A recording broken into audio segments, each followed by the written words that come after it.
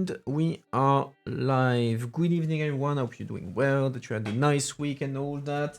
Welcome back for another stream. And the final stream we're going to make actually on the conference on the future of Europe. So, this whole consultation exercise to try to see what citizens think about Europe, where they want Europe to go, that sort of thing. And so for the past few weeks, we've been reviewing the proposals of the so-called citizen panels, so the groups, the thematic groups of 200 citizens that thought about a specific topic and make proposals to the EU. Initially I was supposed to do tonight the final two panels that remain to be discussed. So I think on health issues and on climate change, health issues, and on the Europe in the world and stuff like that. But today, actually, I changed my program because today, actually, the executive committee of the Conference of Future of Europe, so I will explain what it is in a minute, they actually decided on the text that will be the final output of the Conference of Future of Europe, so the official document that will be given on Monday, because the Conference on Future of Europe ends on Monday, on the 9th of May for the Europe's Day. And so they decide document that they will give to the president of the three institutions, so the Council, the Parliament, and the Commission. And based on this document, then the institution will have to see what they do with it, and that will be the big test. Hello, Day. That will be the big test for the Conference on Future of Europe to see whether something concrete comes out of it. So in the end, I decided to skip to the end and so discuss directly the document that will very likely be the one agreed on Saturday and be the official output of the Conference of Future of Europe. So the document was given by Daniel Freund, a Green German MEP, who came to do an interview on the channel way back when, I think end of last year, and he's one of the MEP on the executive committee of the executive board. So the executive board of the Conference of Future of Europe. So now we have a better idea. So speaking of which, I will explain to you what the hell is this executive board. So that's this. So basically, so you have the Conference of Future of Europe with a plenary, with citizens panel, and you have this executive board, which is supervising a bit the work being done in the conference. And so it's co-chaired by one representative from each institution. So someone from the Parliament, someone from the Commission, and someone from the Council. Plus, you can see the list, 4 observers per institution, so 4 for the Parliament, 4 for the Council, for the Commission, and observers of national parliament, of the Committee of the Regions, Economic Social Committee, social partners, civil society, etc., etc. So they do the background work of the conference, and their final job, so to say, was to collect all the recommendations of the citizen panel, whether the European one, but also the panels that were taking place in each member state, because it's not something that was happening in Strasbourg in this case, but every member state had meetings with citizens and all that, and so they collected the feedback of each country, of the citizen panel of each country, and so along with all that, they prepared a single document that summarize everything, and that they will give to the plenary on Saturday, which will endorse it, and that it will be the official output. So so Freund, it's his website there, so he makes a quick summary of it. So all in all, he calls that there is 49 what they call proposals. It's not, I looked already at the document a bit. It's not actually proposal. It's more like 49 themes of idea of objectives, and then within it, it's up to 200 measures, concrete measures that they are of what the institution should do. So I got the document, so we're just going to dive into that and discover what actually they want to do, and comment on whether it's feasible, the possible obstacle, that sort of thing. So let me show you the bloody document. And bam. All right, so now it's a Word document. It's the draft, the final draft. So according to Freud, is just going to be adopted like that, like this. So you see here all the different topics that are being discussed on climate change, health, stronger economy, EU in the world, values and rights. So those were the different topics that were the points that were discussed as part of the citizens the citizens panel. Bloody document, already a flavor of the proposals. To be honest, I haven't read them. I haven't read the proposals, so I can't comment. It's don't overread my words there. So anyway, let's start. So first, that's what they call like the proposal, but as you can see, it's not exactly a proposal. So agriculture, food production, biodiversity, and ecosystem. It's not really a proposal. It's more a theme than anything.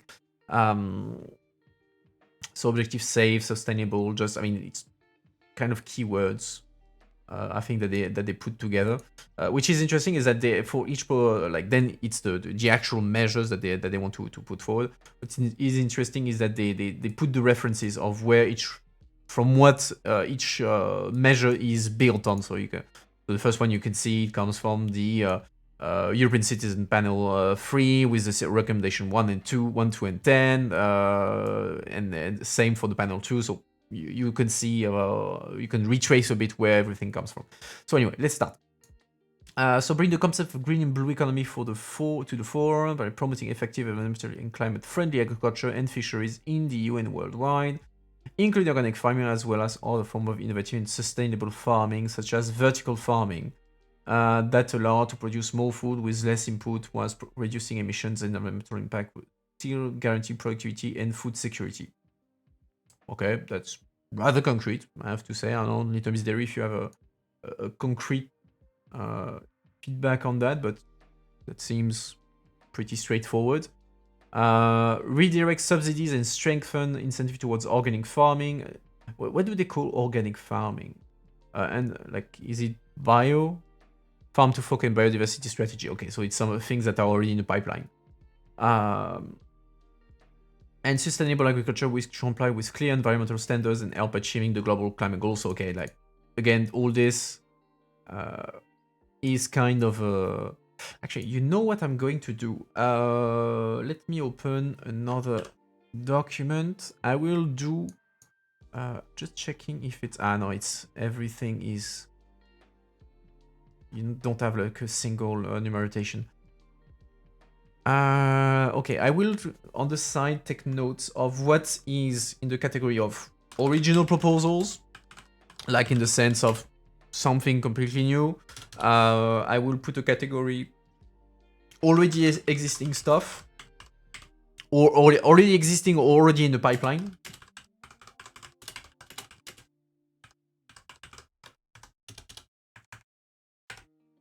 And what can I put in terms of category? Okay, impossible stuff? I am not sure about this category. I'll put it in the meantime. So, okay, I will put one. I'll put the first two into the already in the pipeline category, because it's like the crazy proposals. Yeah. I mean, it couldn't go into original proposal. Okay, we will see along the line whether we keep the crazy proposal or if we put that into original proposal. But okay, the first two go into already existing stuff because of farm to fork and biodiversity strategies. Apply circular economy principle in agriculture and promote measures against food waste. Already existing. I mean, there is a circular economy. There's a circular economy text, I think, and also the thing against food waste. There's a bunch of programs on that, so already existing or already in pipeline. I'm just putting that on my screen. That way I'm sure that you can see at the same time. Food waste proposal will come out soon. Okay, it did ring a bell that something was done in this. All right, significantly reduce the use of chemical pesticide and fertilizer in line with the existing targets, while still ensuring food security and support research to the more sustainable and natural-based alternative. So again, pretty... I mean, it's the entire debate about the Shite. What's the name? Glyphosate and stuff like that. So already existing or already in the pipeline. What is natural? Let's not dive into semantics. Otherwise, we're gonna introduce a certification of carbon removal based on robust, solid, and transparent carbon accounting. I don't know that. So that you see, it doesn't come from a working group or a recommendation. It comes from discussion that took place in plenary. I'm not sure if it's the ETS, if it's the emissions trading scheme. Because here it's certification. It's not trading. So I'm not sure about this one. Based on robust, solid, transparent carbon accounting. Carbon accounting, yeah, it sounds like ETS, but certification? Hey, Patrozite. Okay, I'll be nice. I'll put it into original, but not certain. More research and innovation. It is for industry to ETS, but it's not clear what they are focusing on. Okay. More research and innovation, including technological solution for sustainable production, plant resistance and precision farming, and more communication advisory system and training for informed farmers. I would say existing. That sounds pretty much like Green Deal, CAP, and all that. Training in new CAP, indeed. Eliminate social dumping and enhance just and green transition to better jump with high quality. I mean, that means everything and nothing. This, it's not a concrete measure, but okay. Existing stuff, because I mean that's you could put in the policy objective of half of the green and agricultural text. Address aspects such as plastic use in agricultural films. Agricultural films? What? What's an agricultural film? Is that a typo or something? And ways to reduce water consumption in agriculture. Water consumption was a big thing in the new CAP. Social dumping was discussed under the CAP discussion, but in final text it was dumped. Okay, well then I put that into... okay, I'm removing it. Social dumping is the first point, so I would say it's the important one. Okay, so then I remove it from the things already in the pipeline and I put that in the original proposals. The plastic films on crops. Oh, okay. Yeah, okay. Like in Spain and the stuff. Okay, yeah, I see what you mean now. You know what? I think I'm gonna drop the whole the categorization of original or the stuff already in the pipeline, because once we're gonna get out of the agriculture topics, where intermediary can give us like the more or less the mapping of what is existing, or we're gonna get lost on everything. So. But overall, a lot of things that is already in the pipeline so far. Okay, reason breeding and meat production with a focus on animal welfare and sustainability using measures such as clear labeling, high standards, and common norms for animal farming and transport, strengthening the link between breeding and feeding. Sounds like Parliament has been working on stuff like that. I don't know if there is legislative proposals already out there or in the air, but definitely stuff that is being discussed already at EU level. Okay, second theme, propose still agriculture, food production, blah blah blah. Protect and restore biodiversity, the landscape and ocean, and eliminate pollution. Create, restore, better manage and extend protected areas for the conservation of biodiversity. So that comes from the French citizen panel. And okay, it's reflected as well in the 11th recommendation of the 3rd European citizen panel. What are protected areas? I think they refer to, isn't it like the natural 2000 kind of areas and stuff like that? Or les zones humides, that sort of thing? I mean, protected areas, they are EU definitions of what are protected areas, so doesn't shock me. It doesn't shock me there. Have in place a coercion and reward system to tackle pollution, applying the polluter pay principle, which should also be embedded in taxation measures. combined with increasing awareness and incentives. Well, that sounds like ETS and a bunch of carbon mechanism. There are many definitions, but which one they are using? Yeah. You're playing semantics. Yeah, I see that. Okay, that's nothing. Nothing to say about that. It seems pretty straightforward. And the role of municipalities. That comes from the Committee of Region. Municipalities in urban planning and construction of new buildings supporting blue-green infrastructure. Avoid and stop further sealing of land and obligatory green space of new construction. What's the obligatory green spaces of new constructions? That's weird. In order to promote biodiversity and urban forest. Oh, okay. Oh, they want to put green space in. Okay. I see. I think I see where they're going with that. Trees, plants, and building. Okay.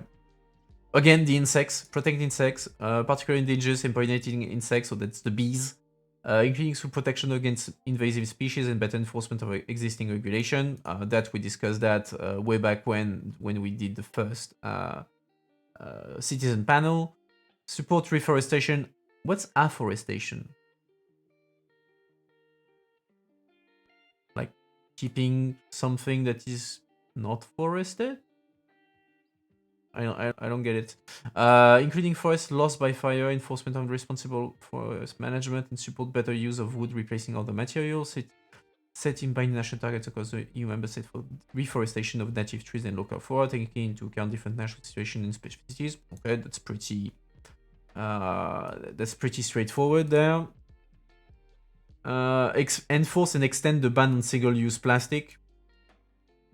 Extend to what? I imagine there's a bunch of exceptions, but okay. Why not? MDP. I don't know what MDP is. Is it a digital platform? I don't know. Afforestation. New forests or trees in area where there was no previous tree cover. Oh, okay. Okay, oh, interesting. Okay. Why not? Protect water sources and combat river and ocean pollution, including through research in fighting microplastic pollution and promoting environmentally friendly shipping by using best available technologies and establishing EU research, blah, blah, blah, blah, blah, blah, blah. Okay. Limit light pollution. Okay. Short and sweet. That sounds okay. I mean, for me, like it's that's for there's a problem into the framing of this. I'm mentioning that now because that way I don't have to do it later. Light pollution is literally light. When you have cities that basically are there is so much light that it's impossible to see the sky. It's impossible to see through the. Isn't all pollution bad? Yes, but light pollution is I've seen it. It's a real concept. A real concept. I've seen it. It has also an impact on not on biodiversity but on animals and all that, because there's some species like kind of lose track of when is day, when is night. Yeah, I think that's why you understood light versus heavy. Yeah, that's what I was thinking. But no, it's light in the sense of photons. So what was I saying? Yes, the measures. So they call that measures. I mean, that's the thing. They call this proposal. That's not a proposal. That's more a theme. Objective. Okay, that's fine. I can get behind the objective. But those are not measures. It's not a measure. It's again, it's kind of an objective. It's a recommendation. It's been a long day. Yeah. So yeah, I mean, yeah, you could argue that it's a measure. I don't know. I'm not a fan because measure implies something like very concrete. Here it sounds like a general objective. Anyway, moving on because we do have 50 pages of that to go through. Ian, sorry, open energy security, achieving EU energy independence, just transition, affordable and sustainable energy, tackle climate change, blah, blah, blah, blah, blah. Okay. accomplish and whenever possible speed up the green transition, in particular through more investment in renewable energy, green taxonomy, in order to reduce external energy dependency, recognize also the role of local and regional authorities in the green transition. God damn it, Committee of the Regions, get out of here. I'm joking. The regions do have a role in that. Consider within energy policies the geopolitical and security implications. We can see Russia in there somewhere, including human rights, ecological aspects, and good governance and rule of law of all third country energy suppliers. Yeah, okay, so a bit wishful thinking, but okay, I get what they want. Okay, reduce dependency from oil and gas imports through energy. Okay, so that's Russia. Affordable public transport. Okay, okay, high-speed rail and freight network, depending of clean and renewable energy.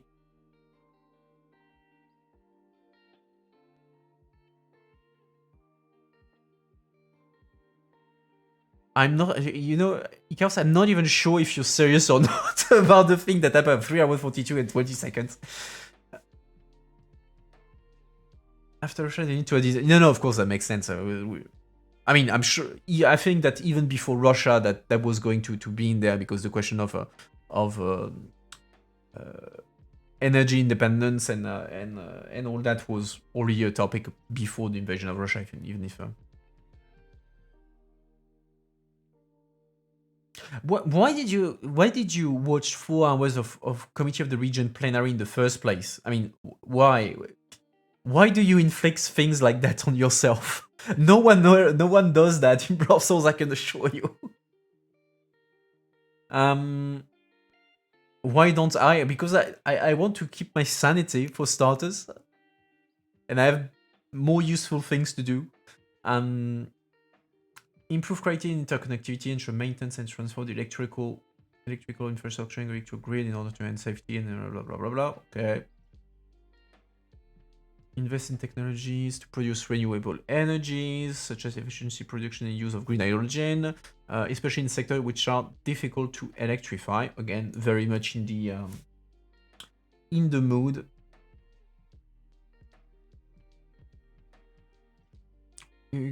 You getting the title of super lobbyist, and I'm just a regular lobbyist. Well, being a super lobbyist, mean watching 4 hours of Committee of Region plenary, I gladly leave you the title. I'm gladly leaving you the title. Yeah, congrats on your awards. Invest in exploration of new eco-friendly sources of energy and storage methods, and until tangible solutions are found, additional investment to existing optimal solution of energy production and storage.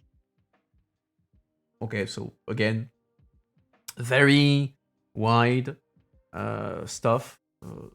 I mean, to an extent, they're not making it hard for the institutions, really.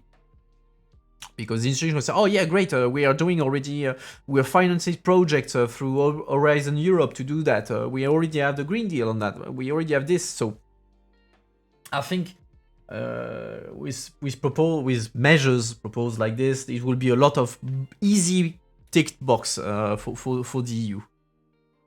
Make CO2 filters mandatory for fossil fuel power plants and provide financial aid to member states that do not have the financial resources to implement CO2 filters. Okay, that's rather concrete, fine.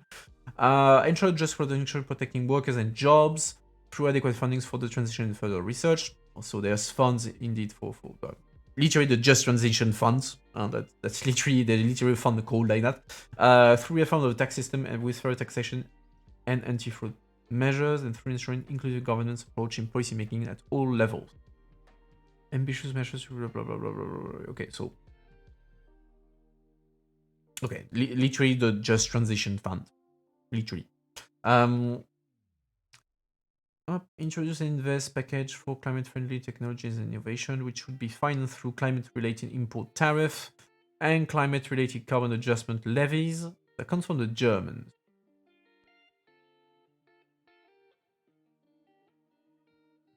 Climate-related import tariffs, so that's the not the carbon conditionality, but the carbon emission system. Actually, are we super European as you have been watching hours of... Yes, that makes you super Europeans. That I will agree. Yeah, indeed, that's Sebam. Indeed, that makes you super European. Watching my streams makes you automatically a super European. You can go to your commune, you can go to your embassy and ask that to be added on your ID. Like you ask them to remove the flag of your country and replace that with a European flag and say, okay, I get the certification. I've been watching X hours of MEP assistant, and then you get the stickers super European. And indeed, it also gives you access to the secret 15th floor of the Berlaymont. It's a very, very private club. Nobody, you can't get at the 15th floor of the Berlaymont without having the title of Super European. Even von der Leyen does not have access to that because she didn't watch enough of my streams. True story. I'm joking about that because for those who don't know, that there is only 13th floor to the 13th floor to the Berlaymont. So there is no 15th floor. 13 or 14? I know there is no 15, but I think it's 13th floor. 13th floor is the floor where there is the president, which is the top floor. The 13th is the floor of the president of the commission. Okay, anyway, after the transition period, fossil fuel should no longer be subsidized and there should be no funding for traditional gas infrastructure. Okay, that's a bit rough, but okay. Increase EU leadership. EU leadership and taking the strong role. You know what? Give me a sec, we're gonna check that right now. Number of floors in Berlaymont. Berlaymont building, 14th floor. So there are 14th floor in the Berlaymont according to Wikipedia. So I will believe Wikipedia on this one.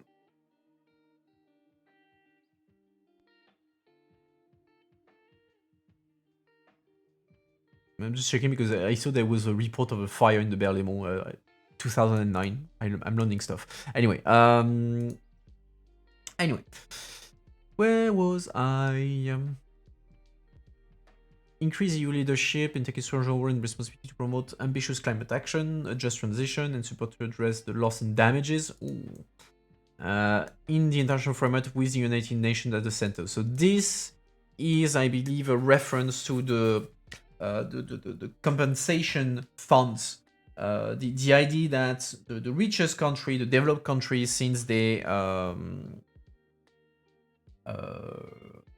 develop faster, they got the most benefit, the most economic benefit for the longest time, and they are the main one responsible for climate change because they're the ones that produce the most CO2. So these the rich countries, so to say, should on the one hand shoulder the most of the climate change effort to allow the other to catch up, but also compensate the less developed countries because of the idea that during colonization and all that, they took away resources from this country, they prevented the development, that sort of thing. So, of course, the developed countries do not want to hear about that, but that's a reference to this debate. So the Dutch citizens want the EU to support the global south and give reparation.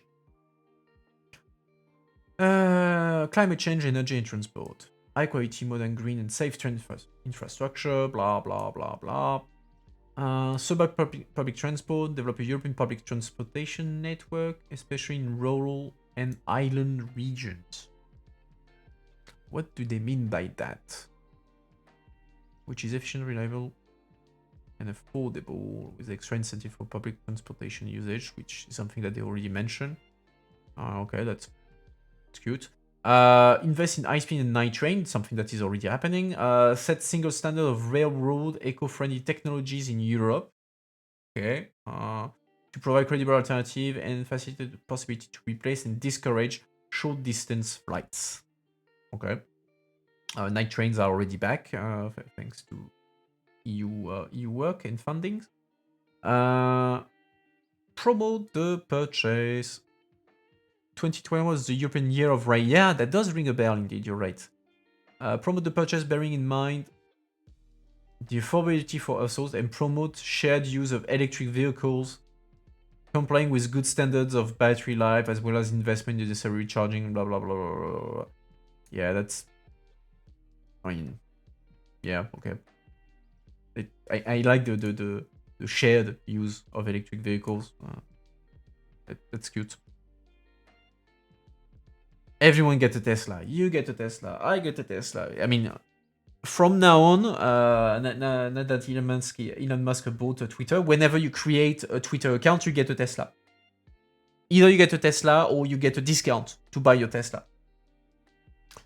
That's official. I think he announced it in between a tweet to say that he was going to buy Coca-Cola to put back cocaine in it. And I'm not joking, that's an actual tweet he made today.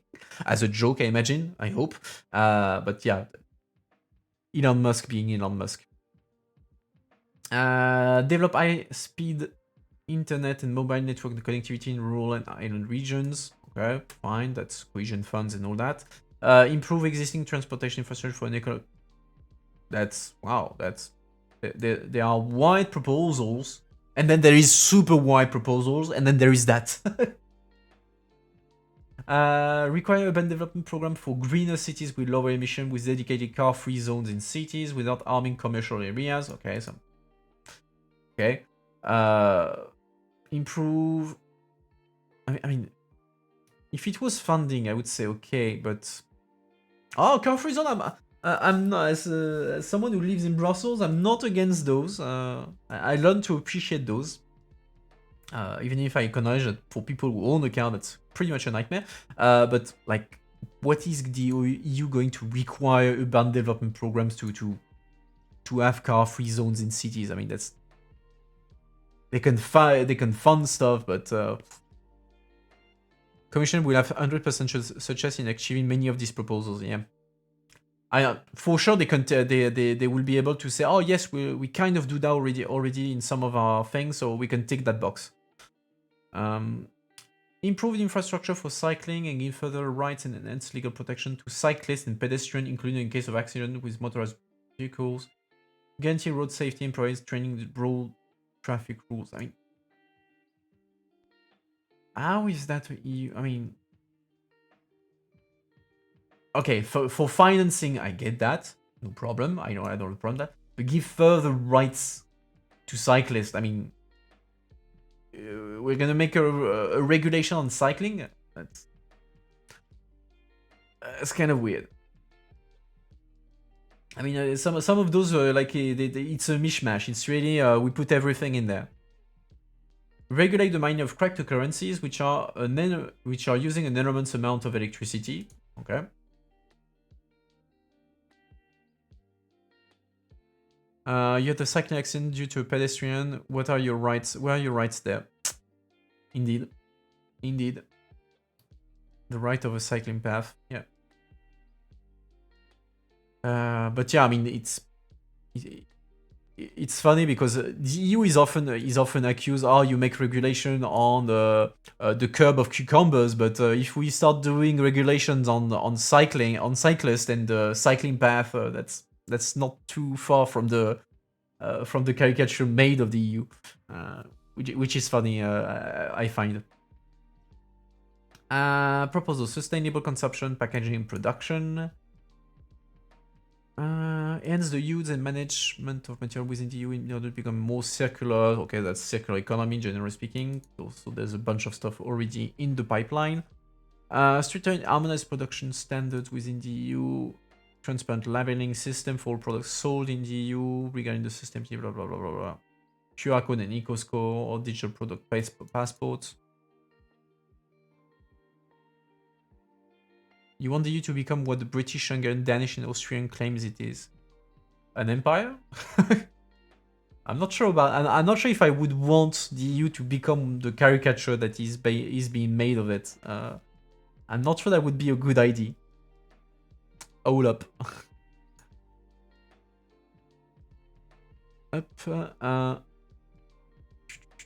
Where was I? Review global supply chain, including agricultural production, in order to reduce dependency of the EU and shorten the chains.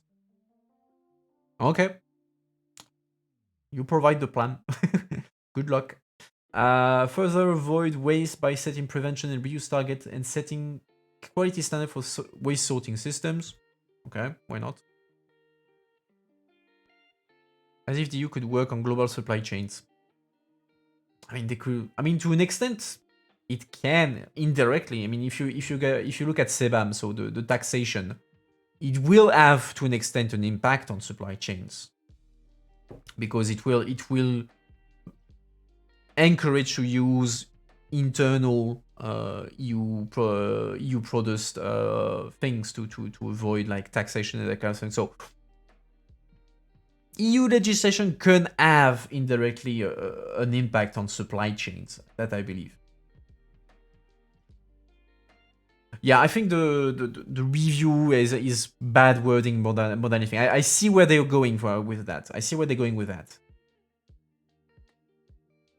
The EU is going to widen the Rhine River, indeed.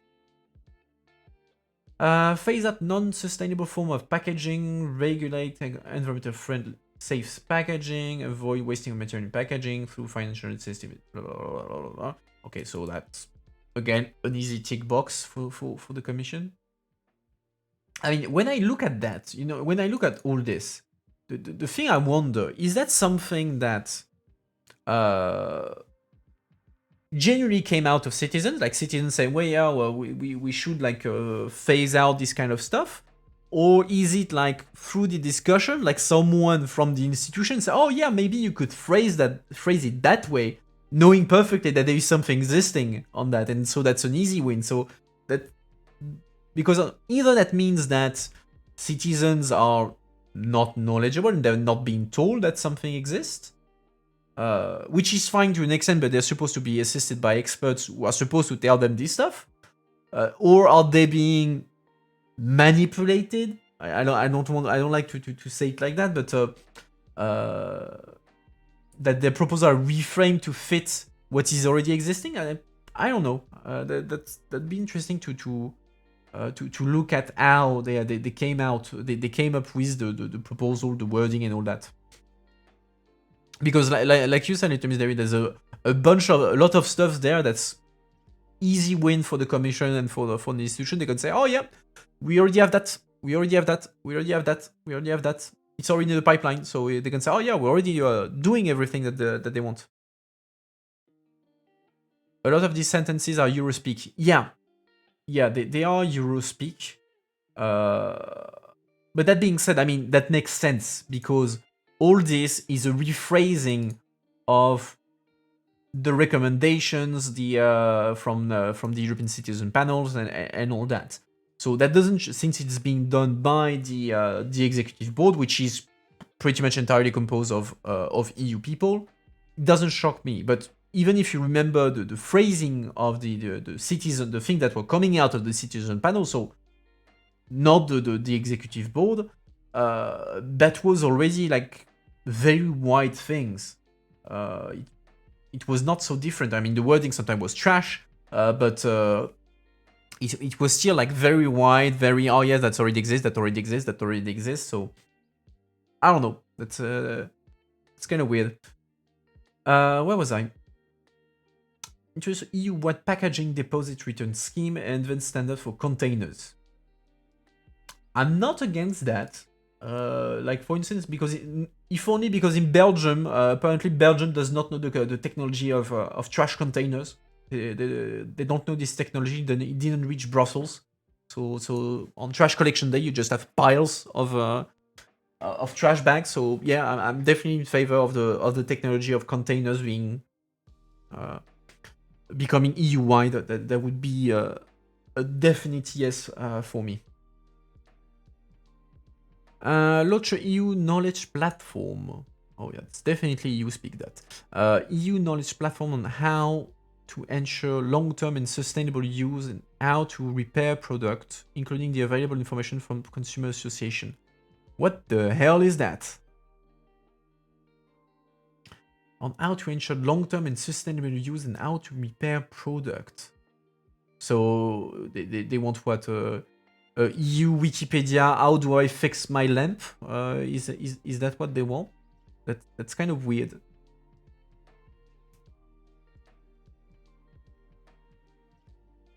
EU version of iFixit. Yeah, exactly. I mean, see, that's very concrete.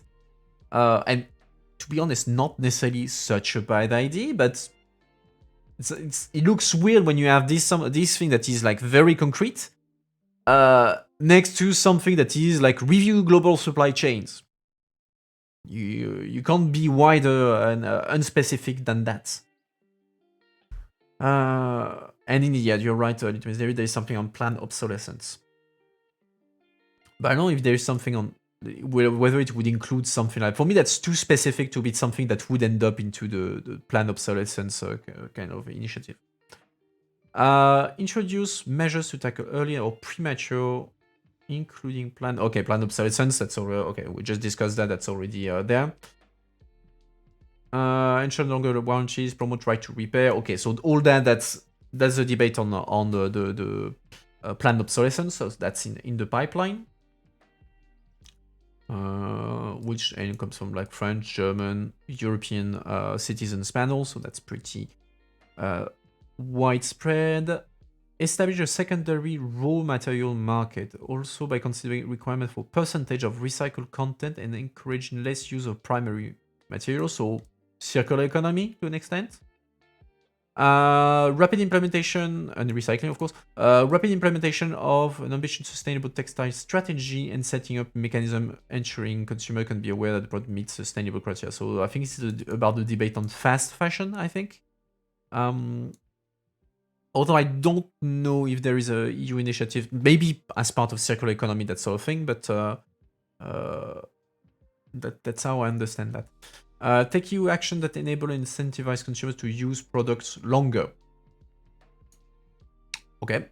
Increase environmental standards, enforce compliance, ready to export, blah, blah, blah, blah.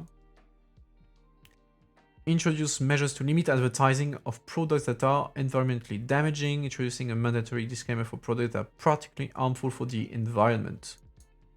I mean, isn't that already the case? Like for toxic products, you already have stickers on products that are toxic and that kind of stuff. Your girlfriend worked as a designer for 2 years on IKEA circular economy solution to read. He didn't succeed.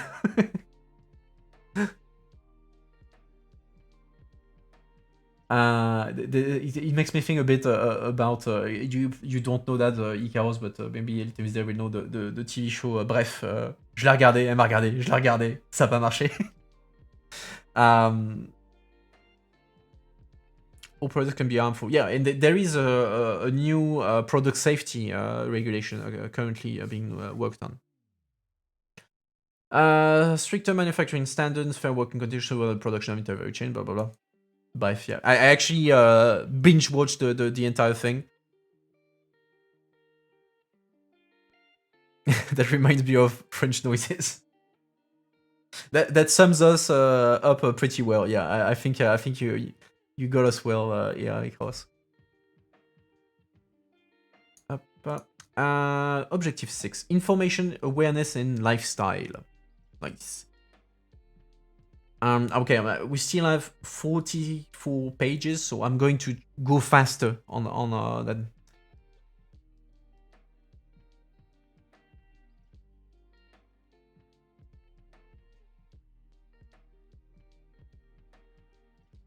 Yeah. Okay, let's move on. Okay. Fact-checked information platform with regular updating diverse scientific environmental information. Okay. Information campaigns on eco-awareness. Okay. Sustainable consumption and lifestyle.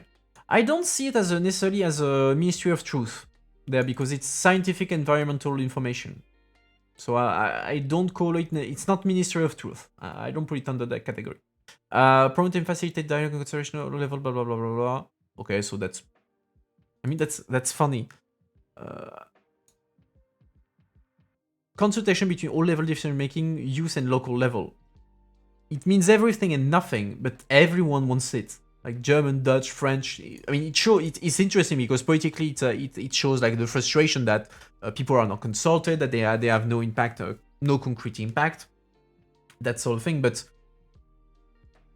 that doesn't. I mean, either it already happens to an extent, but because I mean, MPs, MEPs, they are there for that. That's why we have.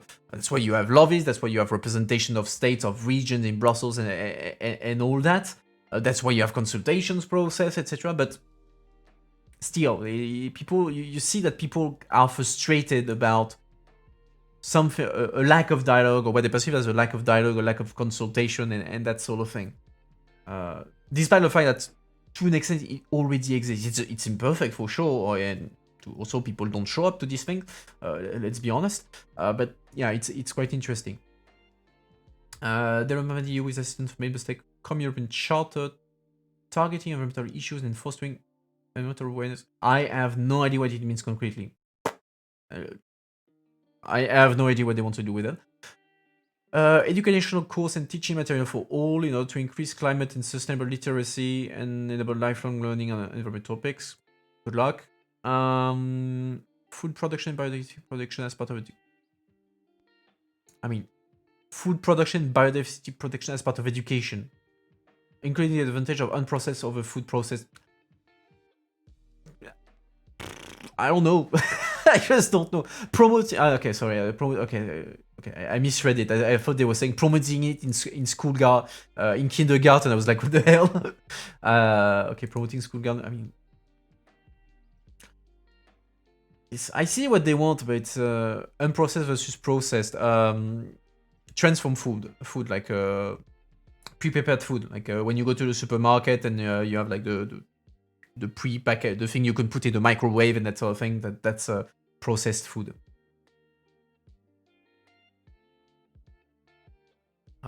Because I'm not an expert on that, but from what I recall, processed food, it contains a bunch of stuff that are not necessarily healthy, in the sense that our body actually can't process this stuff, and it creates it can favor in the long term, creating long-term diseases and that sort of stuff.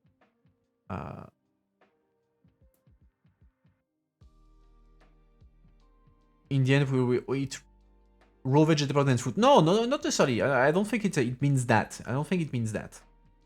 Every food is processed. Well, you're playing. I think you're playing semantics. Yeah. When they mean processed food, industrially processed food. You're gonna guzzle raw and pasteurized milk. We don't recommend that on the channel, but you do what you do, Ikaos. You do you. Okay, let's move on. Strengthen the role and action of the EU in the area of environment and education by extending EU competence in the area of education. Okay, something concrete there. Climate change and environment, and extending the use of qualified majority decision making on topics identified as being of European project interests, such as environment. Isn't it already the case? Like environment policy, it's qualified majority, no? Intermediary.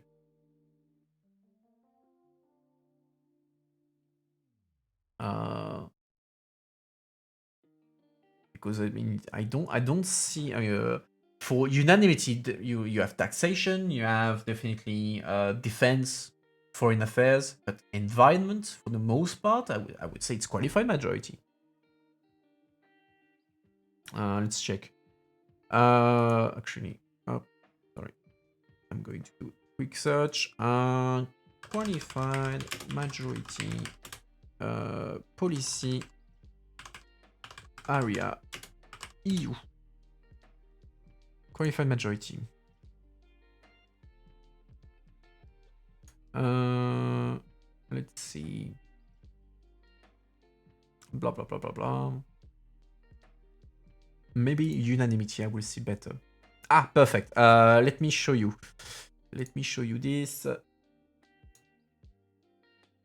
There you go. So that's where you need unanimity in council. So only these policies require unanimity. So common foreign and security policy, except okay for nominations. So foreign affairs, security, unanimity. Citizenship, granting new rights of to EU citizens. EU membership. Harmonization of national legislation on indirect taxation. EU finance, own resources, okay, MFF.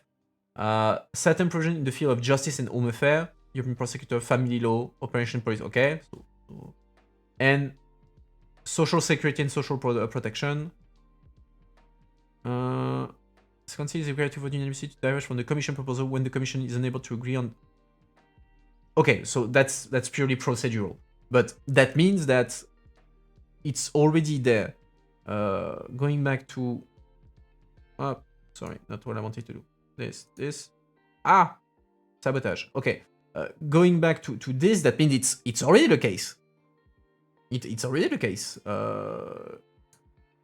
You already have qualified majority on environment.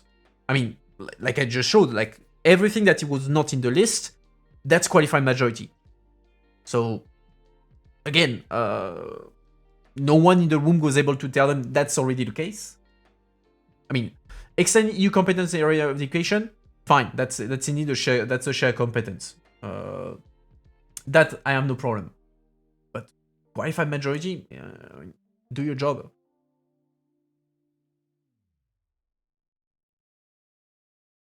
So you're saying the conference feature was a staggering success because all their recommendations are being implemented? I'm pretty sure that it's going to be the way the commission spins it and the council spins it. Parliament maybe not. Parliament will be more offensive on the way they deal with it. But commission and definitely council, they're gonna say, oh yeah, well we already do everything, so that's fine. No need to.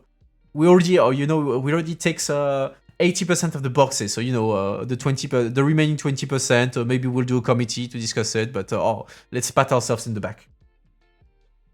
Promote plant-based diet on the ground of climate protection and preservation of the environment. Lol. Good luck with that.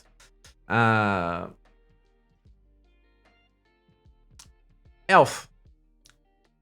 So again, going faster. Minimum standard for food quality, food traceability. That's already. Almond milk. I'm picturing you guzzling almond milk. Too much information. Too much information. It's written in the Farm to Fork? Really? Seriously? Farm to Fork openly promotes plant-based diet? Damn. I'd be surprised if it survives Parliament or Council, because that sounds pretty... Okay, well that's interesting, because in part the Commission is also is also paying for subsidies for advertising meat consumption. So that's kind of a double standard there. It's kind of weird. I mean, that was in the Commission proposal, or it's something that came up from the Parliament? Because that's coming from Parliament, I can see that happening. But from the Commission proposal, that's super weird. Especially if it's a promotion. Kind of weird. Both, okay. That's weird. Okay, so food quality, traceability, well-being of animal. Let me get the quote. Quote us, little Miss Derry. Give us the good quotes. Educating people about healthy habits from an early age. Okay, tout un programme. Encourage them to make safe and healthy choice. Taxation non-healthy processed food. Make information on the informed participation of European-wide evaluation system for processed food. Blah, blah, blah, blah. Okay. So the second part I don't have an issue, but like The first part is kind of weird in the sense it's how it's phrased, like encourage them to make safe and healthy choices. Like it's kind of the EU is the parents. We're gonna tell citizens, oh, you will you're gonna do that. You're gonna do that because it's safe and healthy. Ah, quote times. Moving to a more plant-based diet with less red and processed meat. Shit, I lost the less red processed meat and with more fruit and vegetable will reduce not only the risk of life-threatening disease but also the environmental impact for of the food system. Okay, let's see. It's a recital. Ah, it's a communication. Okay, so plant-based. Okay, I see. 2.4. Let me show you. Let me show you. Up.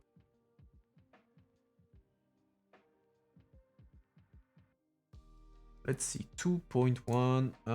Up. Shut up. I don't want that. I want that. Plant-based. Promoting sustainable food consumption and facilitating the shift to healthy. Okay, so they copy pasted the farm to fork. Moving to most estimated in EU over 950,000 deaths. Unhealthy diet. Okay, that's the part on the red and processed meat that I knew because it's linked to cardiovascular diseases. Okay, that's fine. But okay, moving to a more plant-based diet. I mean, there's a difference between saying, oh, people should eat less red and processed meat and more fruit and vegetable, and then telling me you need to move to a plant-based diet. I mean, you can reduce your consumption of red and processed meat without moving to a plant-based diet. That's the thing. But well, okay, so that's already in the text of the commission. So again, an easy win for the commission, I guess.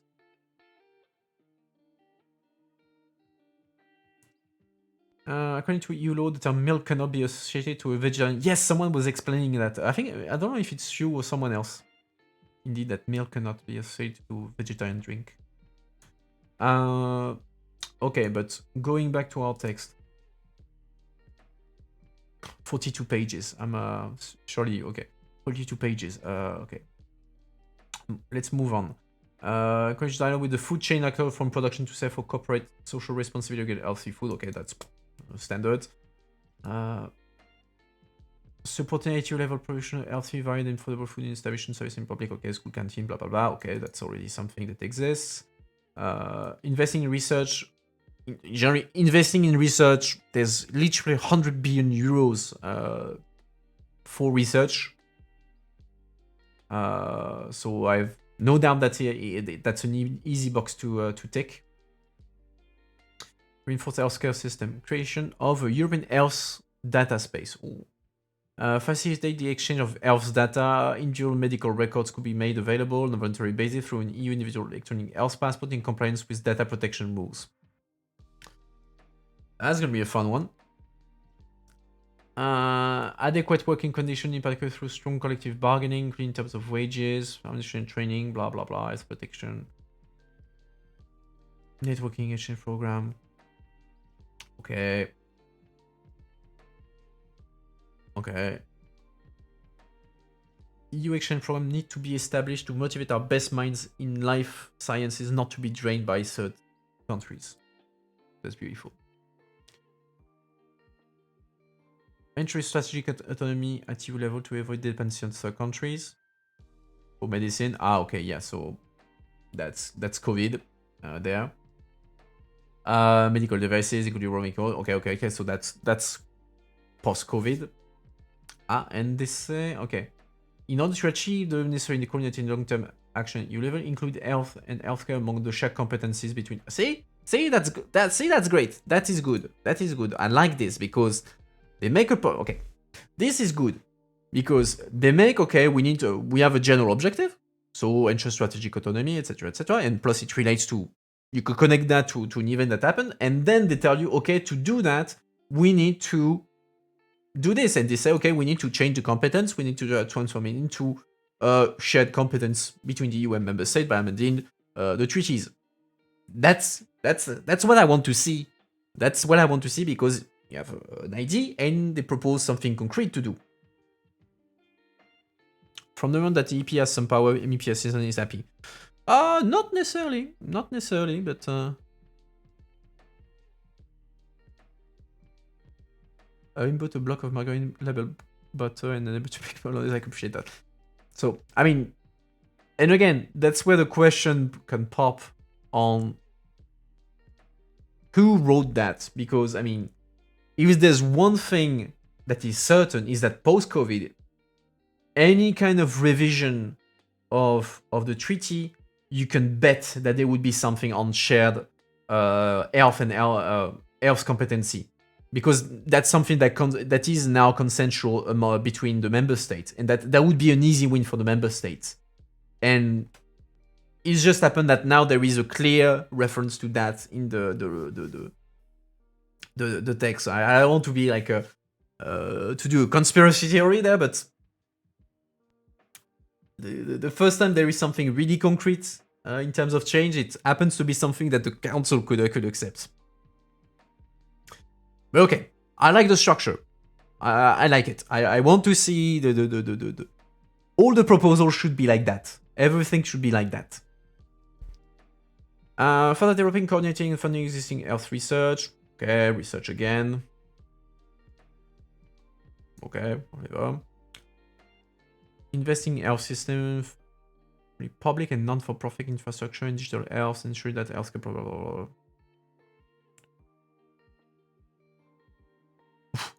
Okay, this one I can believe that is it was written by a citizen. Like it's pretty loaded as a formulation, like hence ensuring that resources are not drained by profit-oriented health operator with little to no regards to for the general interest. I mean, clearly the person who drafted that does not like private hospital and that kind of thing. That's pretty clear there. Someone lives in the Netherlands.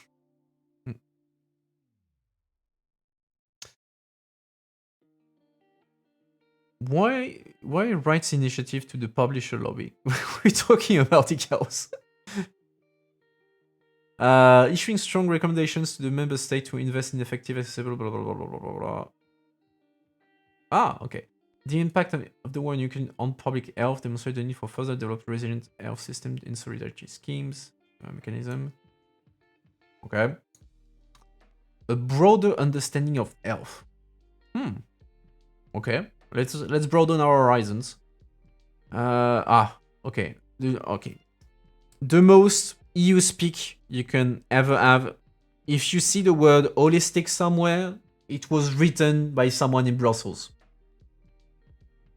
It means nothing. When you have to draft like a recommendation and something, and you want to sound smarter than you actually are, just write that you want a holistic approach of whatever you're doing.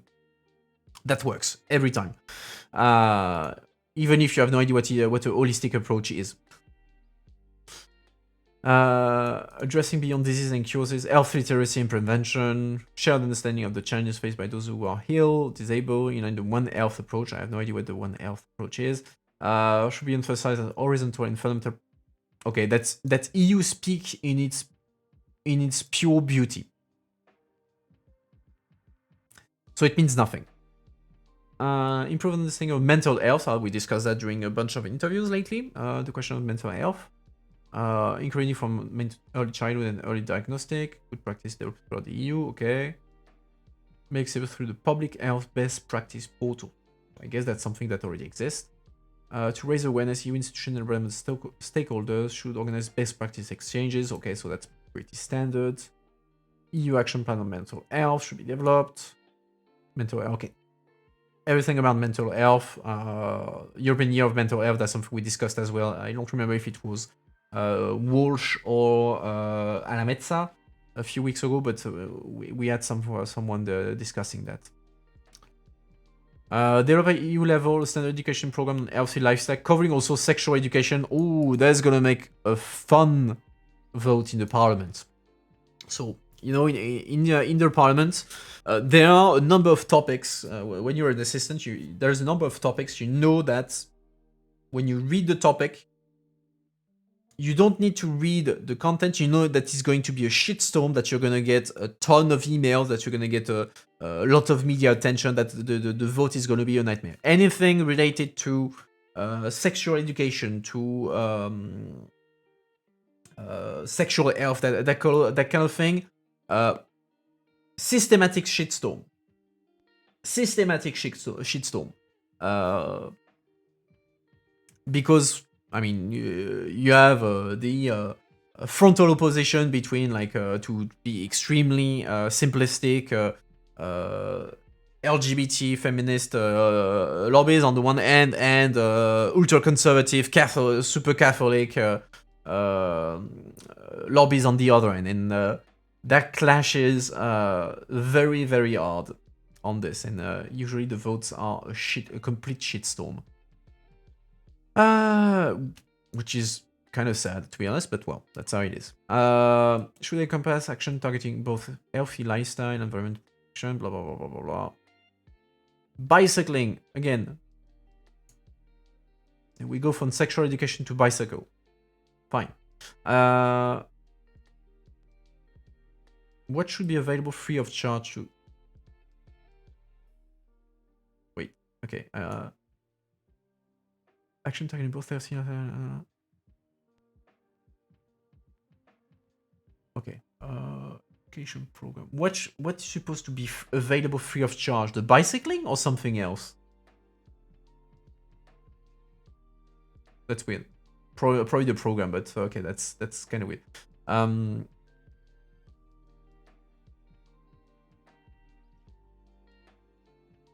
The planning video would be basically Fidesz election campaign content. Oh yeah, you bet that. I mean, that was already the case. Orban actually made entire campaign, political campaign based on some parliament text on whether on Hungary and also on LGBT and other texts like that. There are first aid course, okay. Be available for all citizens free of charge. Again,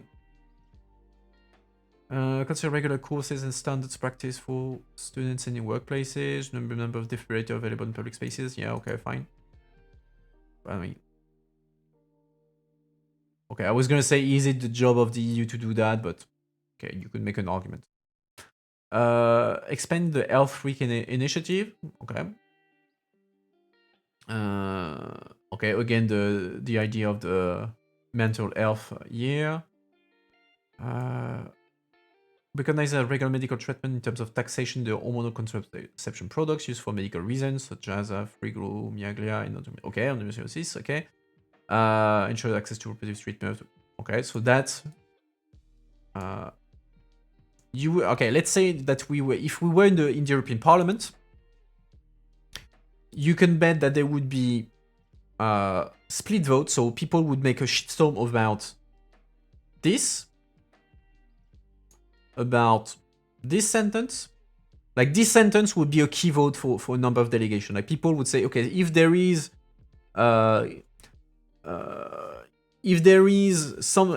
sentence is adopted in the text, I'm going to vote against the entire text. So this proposal, there would be textbook shitstorm in the parliament. Promote equal access to health for all. Okay, right to health. Okay, blah blah blah blah blah blah. Okay, establish a common minimum healthcare standard at EU level, covering also prevention and accessibility as well as proximity of care. Okay.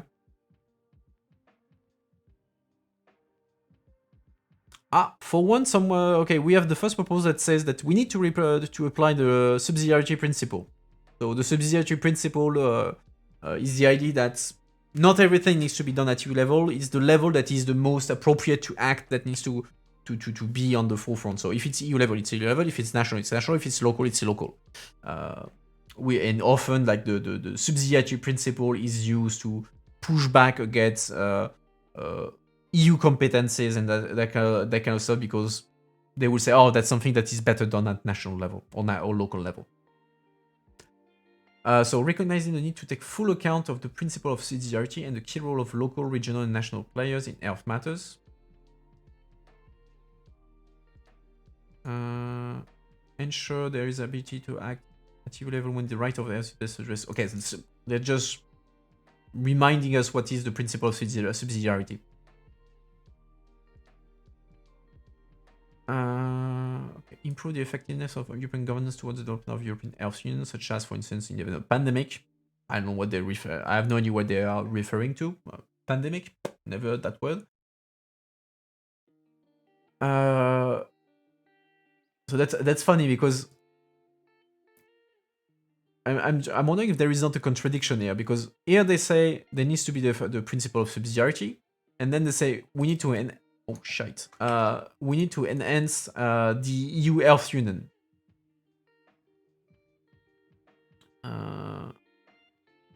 Okay, again, something concrete. Amending the Article 4, so the scope of competence between the EU and member states. I like that. I edited the regs. Yeah, indeed. In fact, everything you're reading is something I drafted last weekend. I was having fever dreams, so I drafted stuff. Make sure anyone can access existing treatment. Why are they underlining that specifically? Access existing. I mean, okay. Whenever first in the EU, to that purpose, facilitate cross-border cooperation, notably on rare diseases, cancer, cardiovascular. Okay. Those are extreme fever dreams. Yeah. European network for transplant and organ donation should be put in place to the benefit of all European patients in need of a transplant. I mean, to an extent, that's fair, but and then you have to think of the logistics. Like, if you have to bring, I don't know, a kidney, you're in France, you need a kidney, you have to import it from Poland. I can see a few logistical issues, but okay, no, I mean, on the principle of it, why not? Ensure affordability of care, dental care, blah blah blah. Okay. Fight health poverty by encouraging free of care dental care. Okay, they like dental care for this. Consider the international dimension of health and recognize that medicine should be universally available, including in poorer countries. I can see a few intellectual property problems there,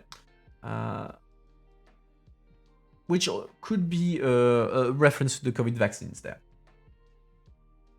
because of intellectual property, not all medicine could be accessed everywhere because you need to pay licenses, blah blah blah. So it's always a big talk in the World Trade Organization, in the World Health Organization, etc., etc., and of course in the whole discussion about COVID. Stronger economy, social justice, and jobs. Did they make a? So for this one, they put an introduction. I don't think they did for the other one. Let's see. No, Earth, they didn't do an introduction, so they probably copy-pasted something from somewhere.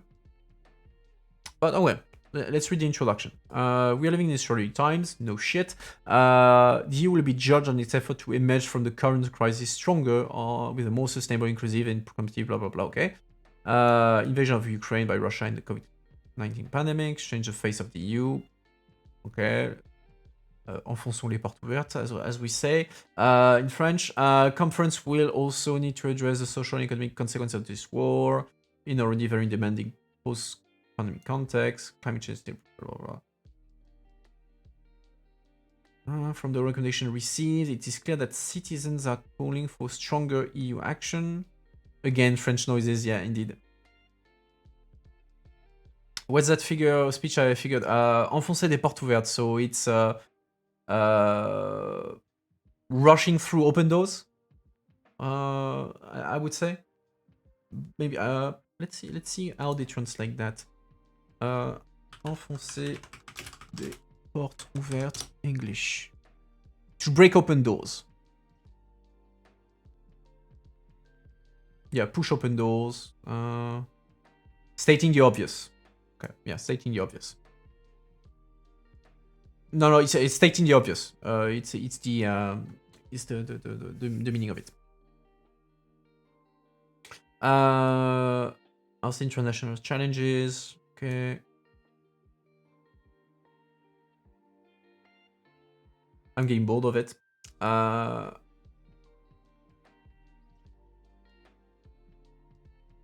mean, it's an introduction, but a renewed social contract. Wow. These recommendations are intended to achieve this goal.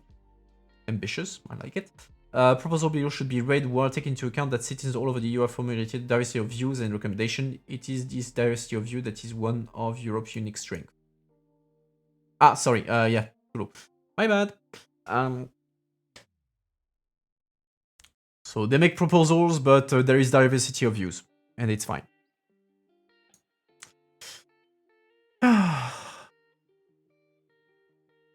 Was the EU suppose the shift to sustainable and resilient growth model? Empowering trade union, businesses, and citizens, conventional macroeconomic indicators, and the GDP could be complemented with new indicators. I'm going to go past quickly on that one because I mean that's the first citizen panel. We already discussed that a couple of weeks ago, so a lot of this stuff we will have already discussed. Green protection processes, le SAI, yeah, indeed. Sustainable circular economy. I mean, that's also one of the problems with all this is that there's a lot of repetition. Which, I mean, I'm not blaming them because, of course, you talk about economy. Of course, you're going to talk about circular economy and the environmental aspect of it. Of course, in the environmental panel, you're going to discuss about environmental and circular economy, but that means that you have the same ideas that come again. Like this one, like working towards a more sustainable and circular economy by addressing the issue of planned obsolescence and ensuring the right of repair. There was literally another recommendation saying one or two other recommendations saying the exact same thing. So again, that's an easy win because it's already there's 2 times the same recommendation.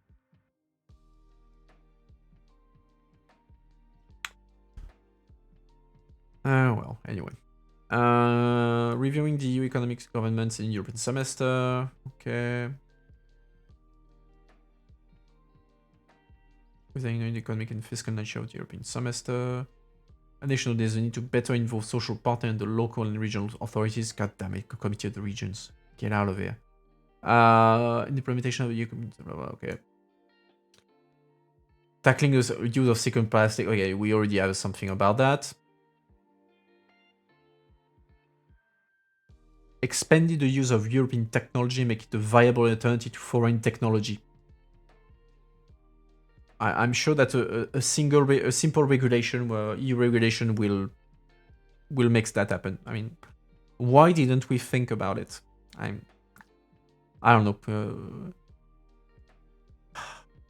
Stupid us in the institution not thinking about these things.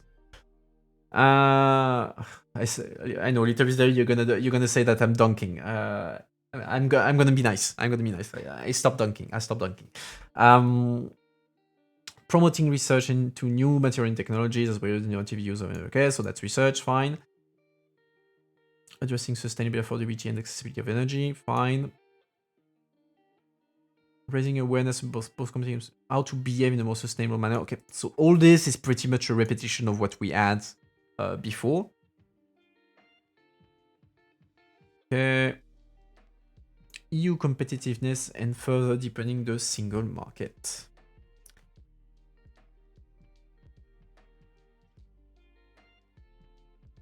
You didn't say anything, but yeah, but I'm anticipating, and I also know deep down I should not I should not be dunking that hard. I mean, it's pretty much beating a dead horse at this point. There will be a clear vision of the European economy to play Europe's strengths, quality and diversity. Okay. Consolidate has been done in the single currency in the interconnection of payment system and telecommunication. Okay, Italians. If you kiss me sane reading this, dunk on it as much as I like it. Appreciate it. Huh. Reduce the standardization of product and recognize local and regional cultural and products peculiarities, respect for production tradition. So that comes from the Italian, so I understand, but reducing the standardization of products, that's I see what they want to do. Like it's about protecting the IGPs, so to say. So the IGP shit. Help me, Jeffrey. It's not indicative, c'est goddammit. Geographical indication. Protected geographical indications. So Roquefort, Parmesan, Parmesan, that sort of thing. Those are food stuff and non-food stuff as well that are protected under EU law, meaning that you cannot call feta something that was not producing grease under the with the process to make feta. You cannot call halloumi something that is not halloumi as the Chypriots are doing, etc. Parmesan is not quite protected. Okay, fine. Roquefort is protected. Halloumi, I know it's protected because Cyprus made a whole mess about having halloumi protected. So I know for sure that halloumi is an IGP. That I know. I know for sure.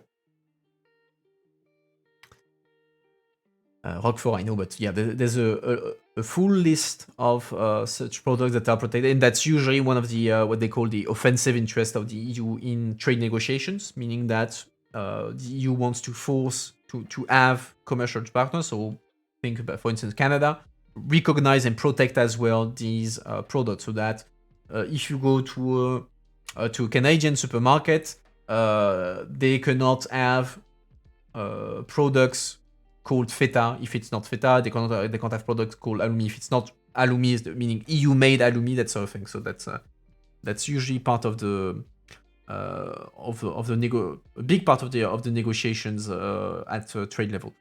And okay, intermediary putting the list of the stuff that is certified as IGP.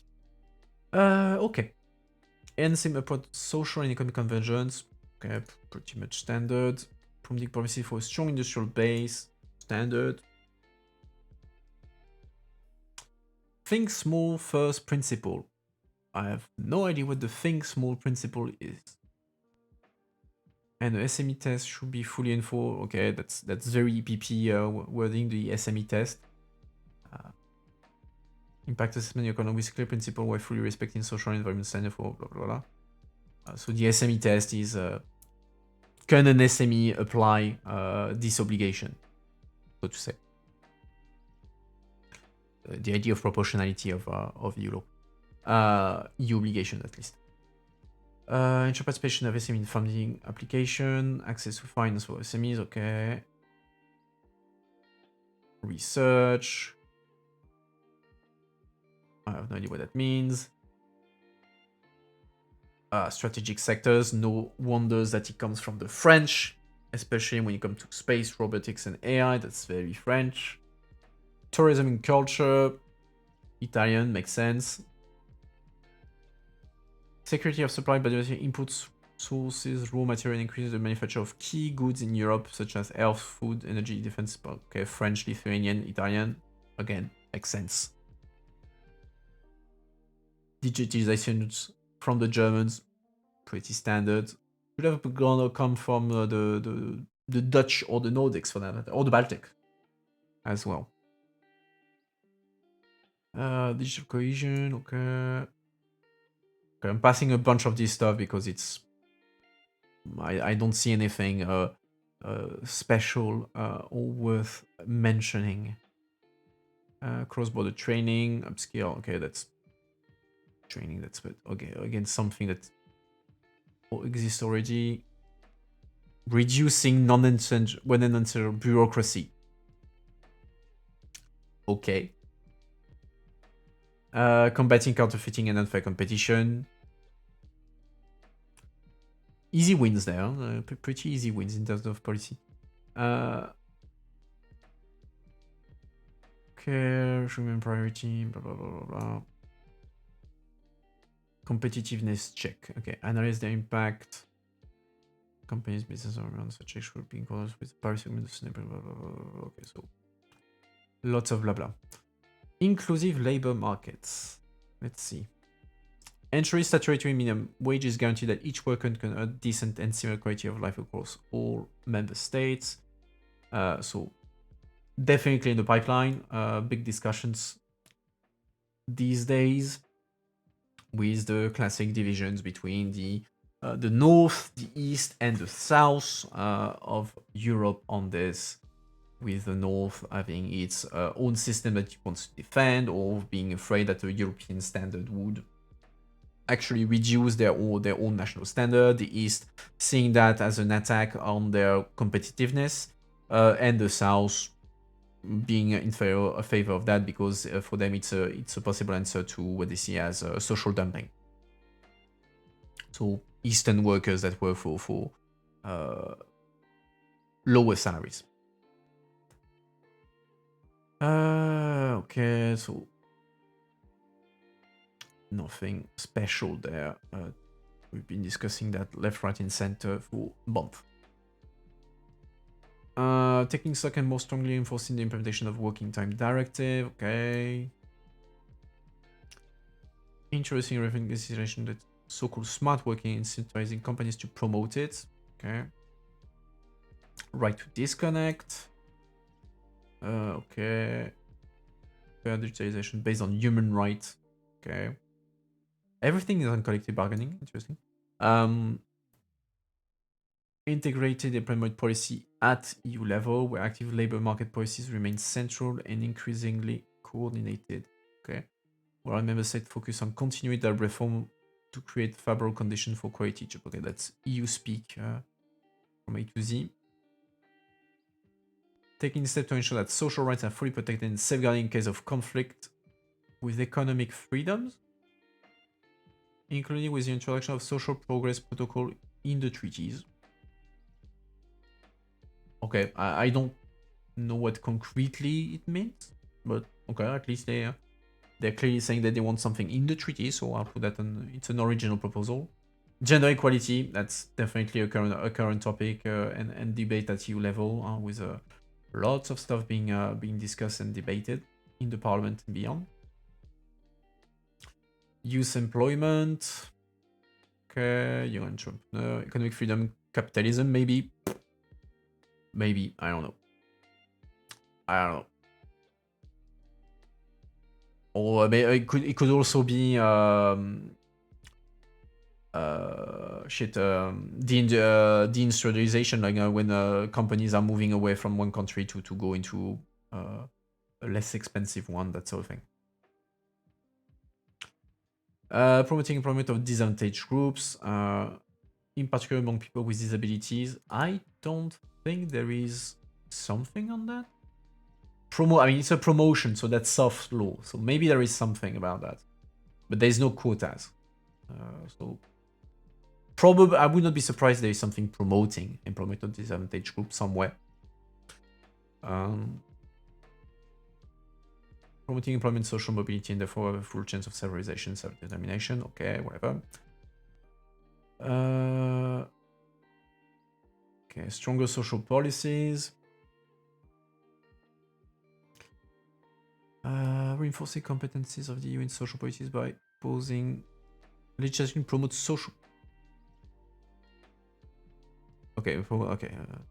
Equality of right, equality of harmonized into the EU. Block regulation to reincorporate control of the territory. EU could support and accompany the policies of member state by So they want to reinforce the competence of the EU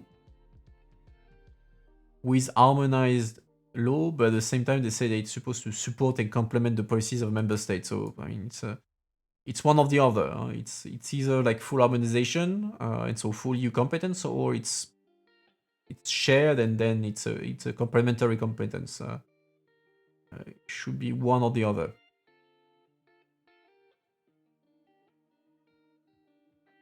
Oh, not compromising on welfare rights. That's precise.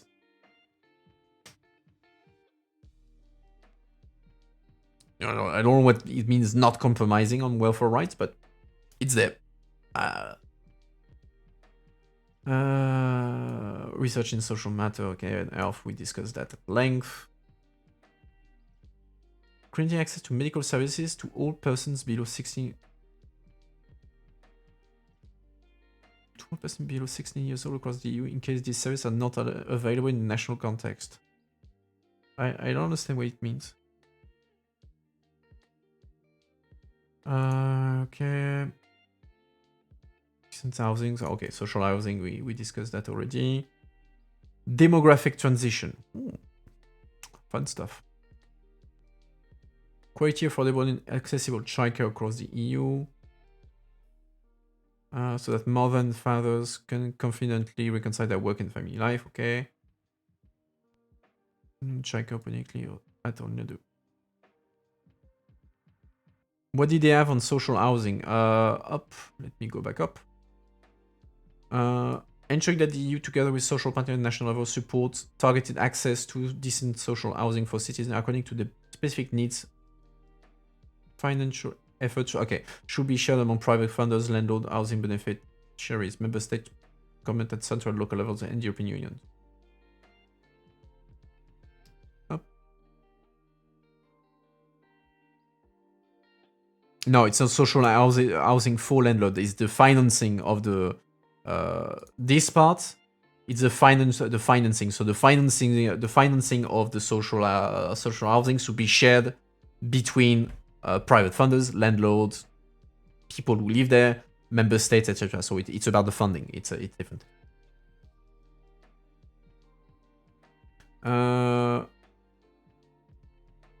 It should be flanked by supportive measures like VAT rates, financial stuff. Yeah, very precise.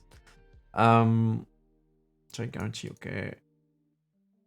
I'm trying to I'm skipping like all the blah blah. I'm trying to find keywords of on interesting things that would be worth commenting or underlining.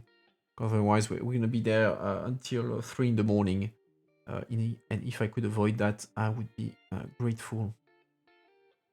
Right of free movement of education within the EU, among others, through mutual recognition of degrees, skills, and qualifications. That's much. Okay, yeah, that's the LMD reform, but okay. Improving legislation, implementing thereof to ensure support family across all member states. Parental leave, yeah.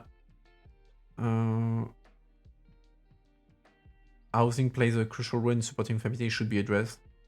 How? I don't know. Doesn't say. Taking action to guarantee that all families enjoy equal family rights in all member states. This should include the rights to marriage and adoption. That's going to be a fun one in Parliament because of all the debates on LGBT and that sort of thing. But not only LGBT, it's not only that. Promoting flexible retirement age by taking into account of the specific situation of older persons. When they're in retirement, they should be differentiated between being in the profession, thereby factoring in particular demanding work, both mentally and physically. Yeah. I'm sure Macron will be happy with this one. Because he's working on the reform of the retirement age that you want to push up to 65, and it's making a lot of fuss, to say the least, in France. Preventing all age poverty, okay. Okay. Demographic resilience of the region. Get out of here, Committee of the Regions. Coordinating action at European level for collecting data disaggregated by factors such as genders. Okay, I'm not even halfway through the sentence. I'm already lost in it. I don't get it. Okay, that's about the data. Doesn't matter. Fiscal and tax policy. Oh, if there is not something about... Okay, harmonizing and coordinating tax policy within the member states of the EU in order to prevent tax evasion and avoidance, avoiding tax within the EU. So that's for Netherlands, Luxembourg, Ireland, and all that. Targeting offshoring within Europe, okay. Including by ensuring that decision on tax matter can be taken by qualified majority in the Council of the EU. So that's indeed something that will require change because currently this is under unanimity rule. So all member states needs to agree. On the other end, there are recommendations from citizens panel that state that taxation... so, okay, interesting, because here, okay, it underlines that there is contradictions between the recommendation. It's funny enough, like, there is a Dutch recommendation, so I'm curious to see if the Dutch recommendation is the one that says that taxation is a matter for individual countries. And well, the European and Italian one is the one saying that it should be a European matter. So it's interesting. I say, well, actually, we have opposite recommendations, which is interesting because that means that on the other it wasn't mentioned. So that means that there is no different views there. Promoting cooperation between EU member states to ensure that all companies in the EU pay their fair share of taxes. Okay. So basically, all that, all this, the one key for this is these specific points. If you solve that, you solve the entire list. Well, actually the 6 points, because there is usually only a few limited numbers of countries that block this, and if it wasn't the qualified majority, that would go through with I don't want to say with no problem, but that would go through. So if you solve that, you get all this. And all that, I don't see how the Commission will be able to say, well, we have a win there. EU in the world. What? What does it have to do with the world? Like boosting research, development, and innovation activities and collaboration on that between public and private partners. That doesn't mean anything. I mean, that means something, but it's not EU in the world. I mean, anyway. Maintaining ambitious trade negotiation agenda. Curious to see if they will underline that there might be contradiction, because I would not be surprised there were critical positions on the EU trade policy. Well. Okay, showing the benefits of trade more equally with more partners, and by limiting our exposure and dependency on a small number of potentially risky suppliers. Okay, we see the, again, COVID and Russia there. Resilience of EU supply chain through fostering investment. Okay. Blah, blah, blah. Support to keep such products available and affordable to European consumers and reduce dependency from the outside. So again, something that we repeated quite a lot. EU had problem to support small local producer from strategic sectors. Okay. Better cooperation between...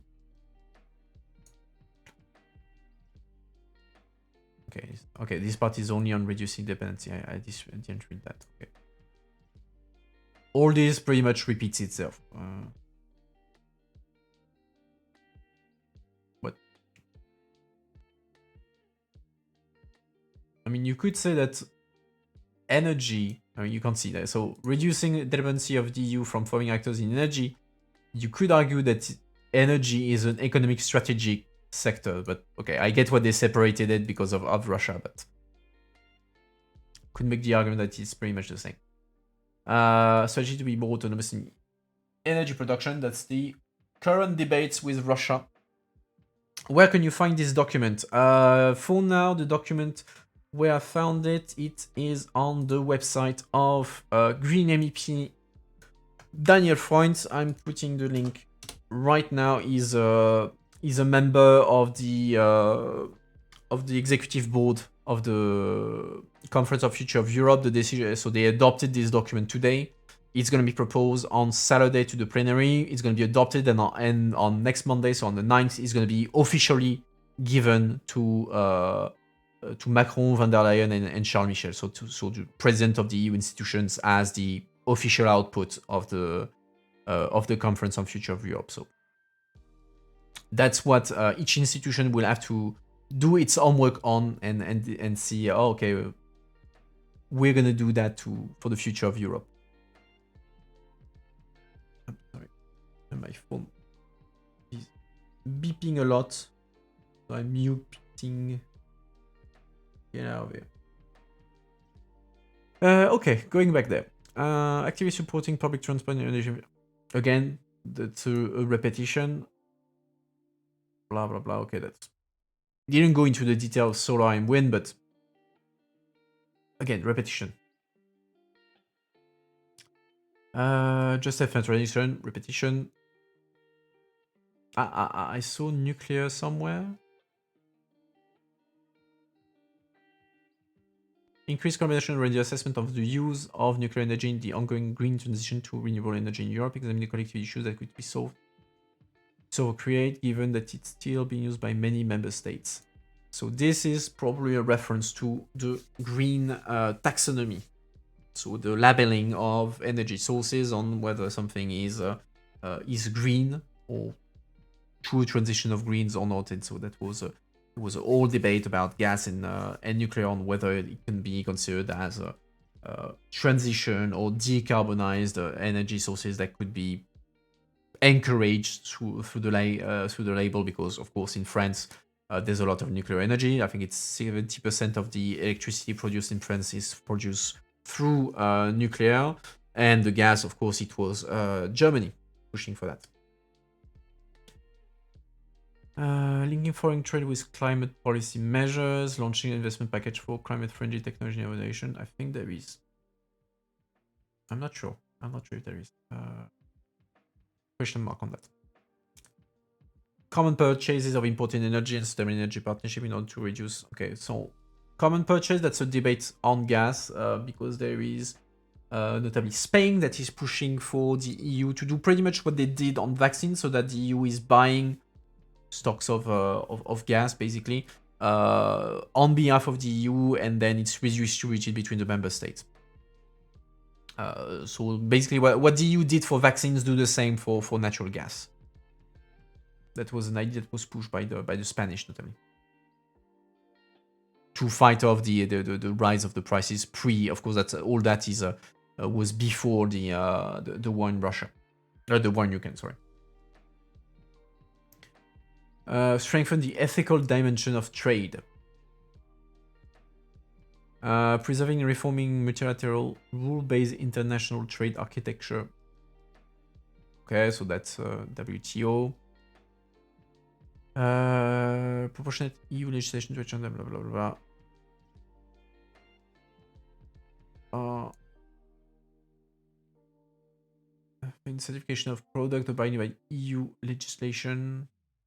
EU dialogue is. Yeah, bon. Restriction of the import and sales of products from countries that allow forced and child labor.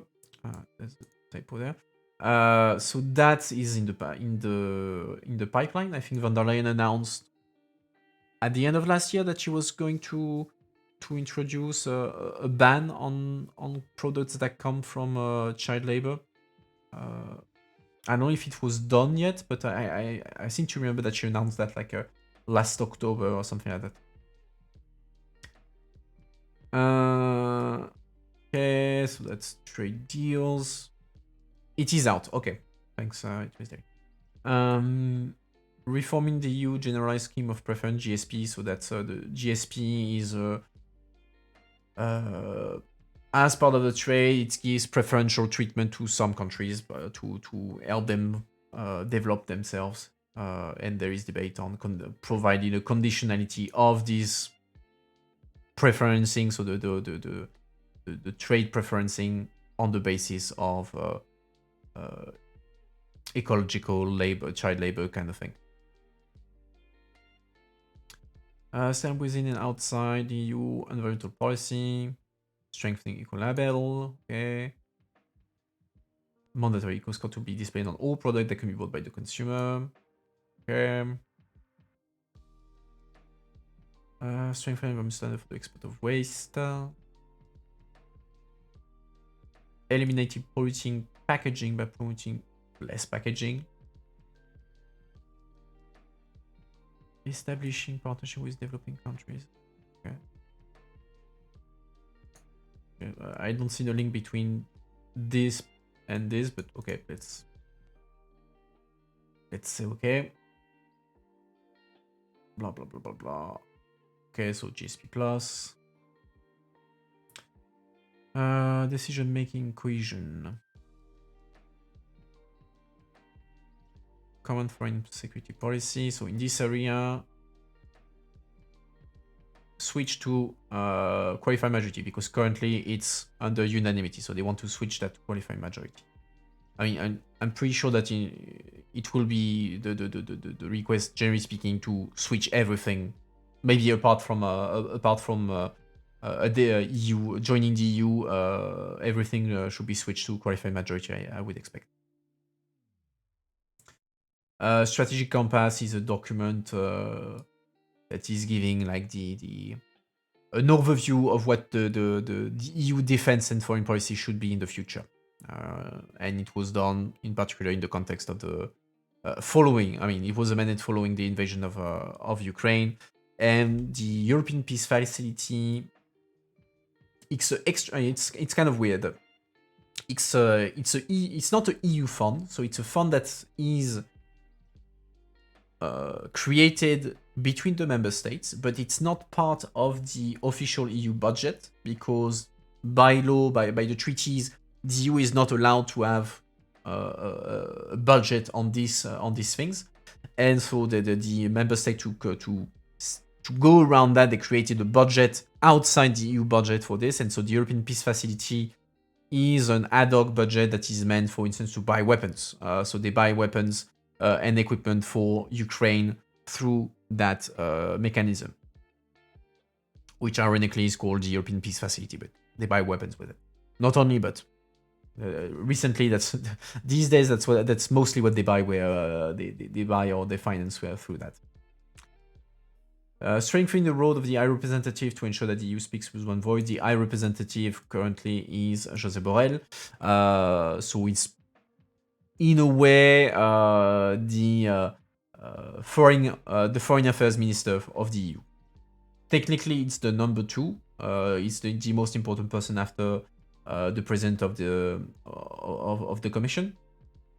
But in practice, I mean, it's a very limited job, because they can only say what all member states agree on, and it's not usually a lot.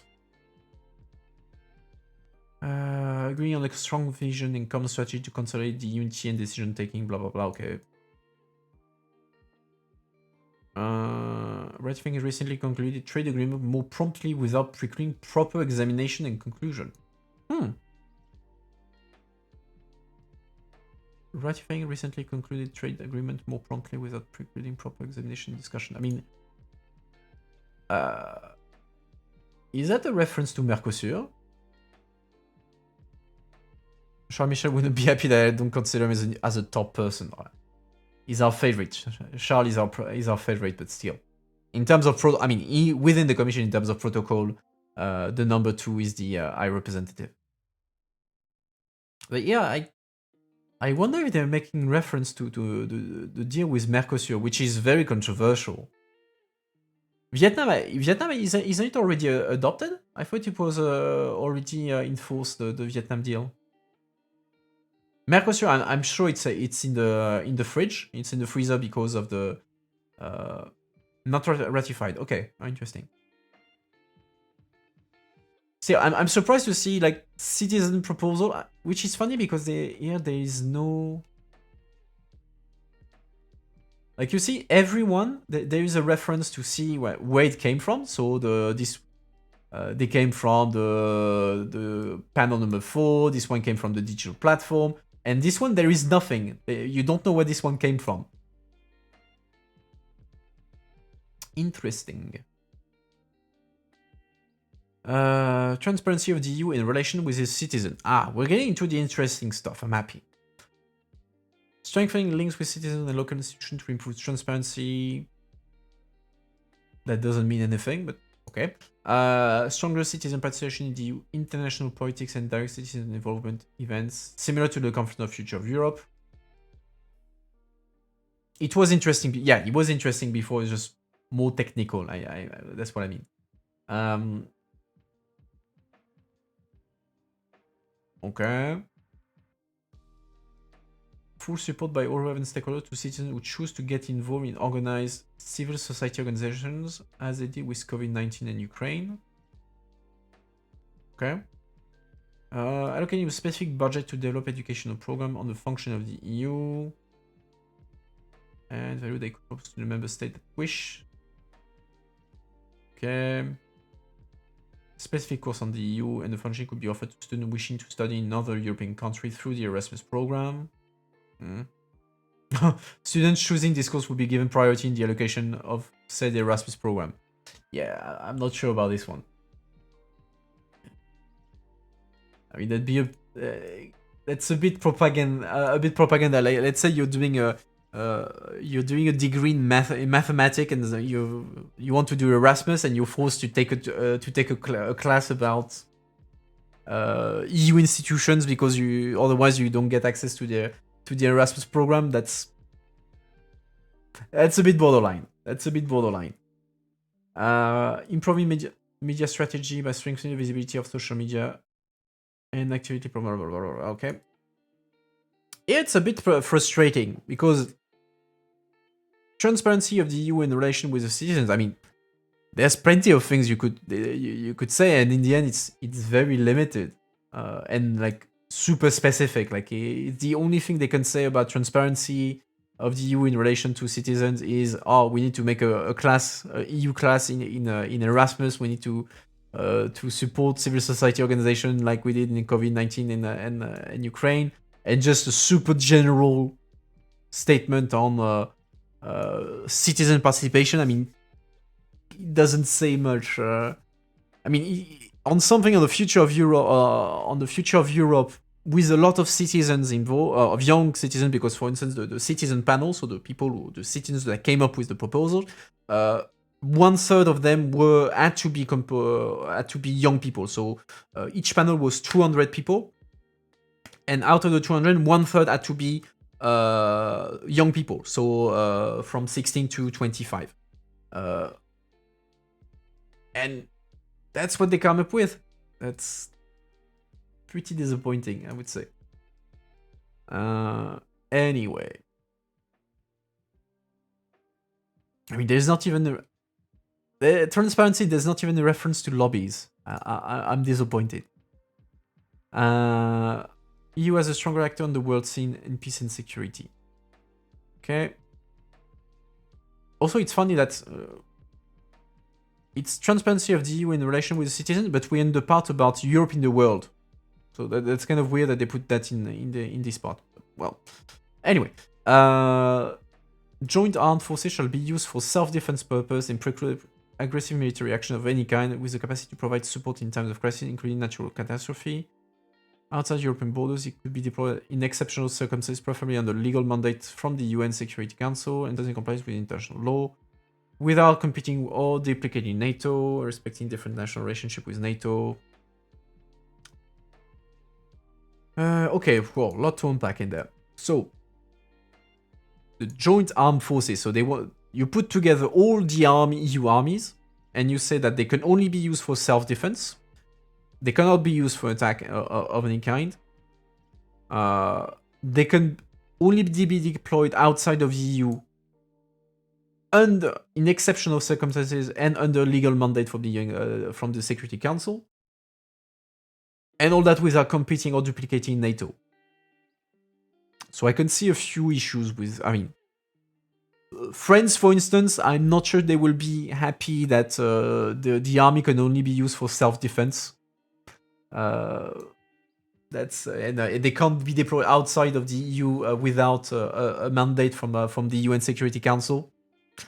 I don't think that fits well into the French way, the French army doctrine, I would say. Okay, respecting the national relationship with NATO, so that's for countries that are not part of NATO, such as Ireland, that are neutral, that sort of thing. So no, that's pretty standard on this. But that, yeah, you want an EU army only for self-defense. Where did that come from? 40. That came from Italy. I mean, that came from the European Citizen Panel, but also from the Italian one. Okay, interesting. Playing a leading role in building the world security order after the war in Ukraine. Deep. That's deep, man. Protecting the strategic research. Okay, blah blah. Strengthening the operational capability necessary to ensure the effectiveness of the mutual assistance clause of 42.7. Okay, I'll come back on that. Providing adequate protection. So Article 42.7 of the treaties of the EU is the mutual assistance clause. So, actually, let me pull that up. That way it's easier for you to read. I'm just copy pasting it so I can find it up. Mutual defense clause. There we go. Let me switch. Bim, bam, boom. Okay. So, mutual defense clause. If a member state is a victim of armed, okay, you can read. Armed aggression of the territory, the other member state shall have towards it an obligation of aid and mutual assistance by all means in their power, in accordance with Article 51 of the United Nations Charter. This shall be without prejudice to the specific character of the security and defense policy of certain member states. So for the neutral countries, that's okay. Commitment and cooperation in this area shall be consistent with commitment under the North Atlantic, so NATO, which for those states which are member of remains the foundation of the collective defense and the forum for its implementation. So in this, you have the idea of mutual assistance, which is not the same as mutual defense as it is in NATO. So in NATO, the so-called Article 5, which is the collective defense, let's say, is the idea that an attack on one member of NATO is an attack on all members of NATO. So let's say that Poland is attacked. If Poland is attacked, by virtue of NATO, all members of NATO should act as if they were attacked themselves. So the US would be supposed to basically go to war with whoever invaded Poland. In the case of the EU, so let's take the EU, Poland is attacked, member states are supposed to provide assistance, which is not necessarily military, even if there is a cross-reference to NATO. So legally speaking, is not as strong as NATO. In practice, that would be, in my opinion, that would be pretty much the same. Because politically, if let's say Poland was invaded and France was to say, oh well, we're not going to deploy the army, we're not going to be military involved in Poland, that's de facto the death of the EU. Because that means that there is zero solidarity between member states. So that means that the European Union is purely virtual. It's not a political project. It's nothing. So even if it's not as strong as NATO, of course, in terms of wording, because NATO also it's a military alliance, so by nature it's supposed to be military.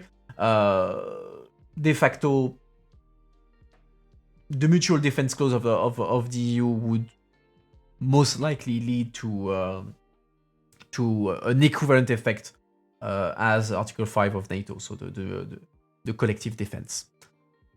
Let's move back to thing. Up. Oh, where was I? I was somewhere interesting and I forgot where. There. Reflect on how to counter disinformation. Okay, fine.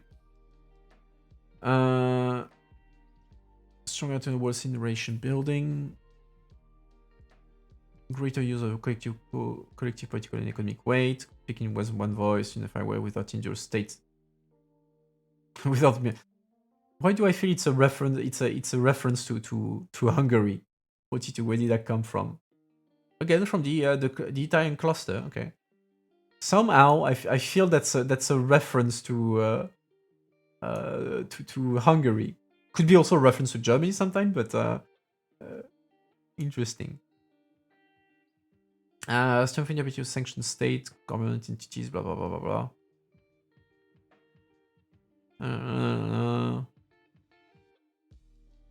Okay, so that's reinventing the principle of a sanction policy. Okay. Promoting sustainable and rule-based trade while opening new trade investment opportunities for European companies. Okay. Blah blah blah blah. Okay. Conclude major international cooperation with the EU rather than individual. Okay. Comes from the Dutch. Reform EU trade. To relaunch global multilateralism. The objective of creating the decent job and protection of fundamental human rights, including workers and trade union rights. Okay, blah blah blah. Okay, so a bit of a Christmas tree there. You should contribute to relaunch the global multilateralism.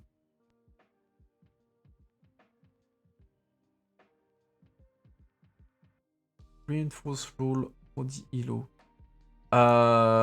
ILO is International Labor Organization, if I'm not mistaken. Yeah, I think it's that.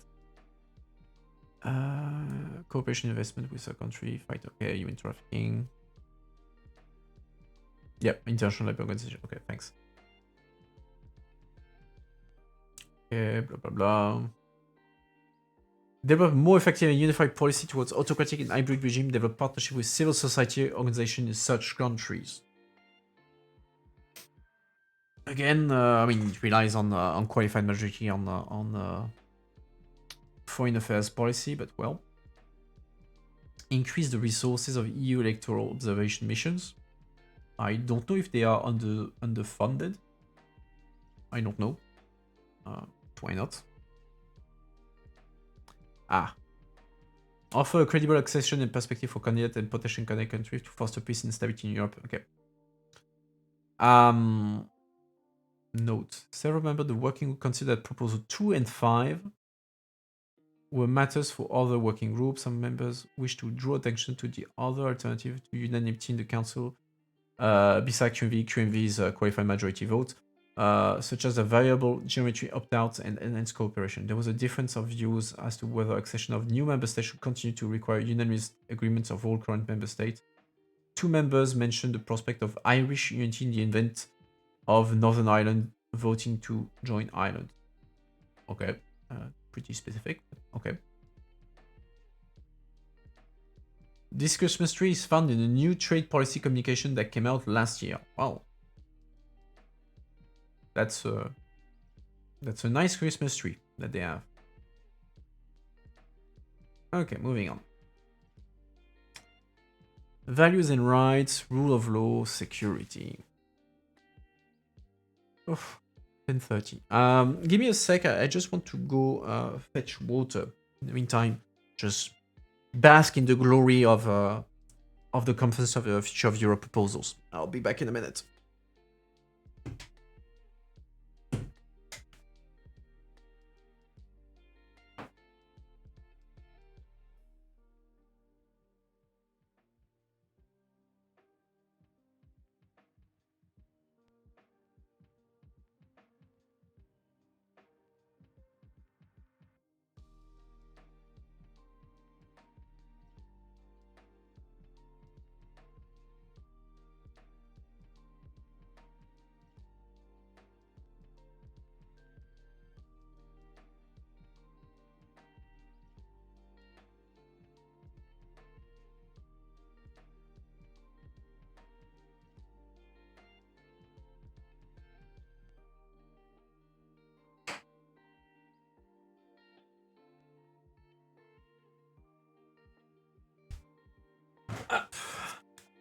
I'm back. So, values, rights, rule of law, and security. Let's dive into it.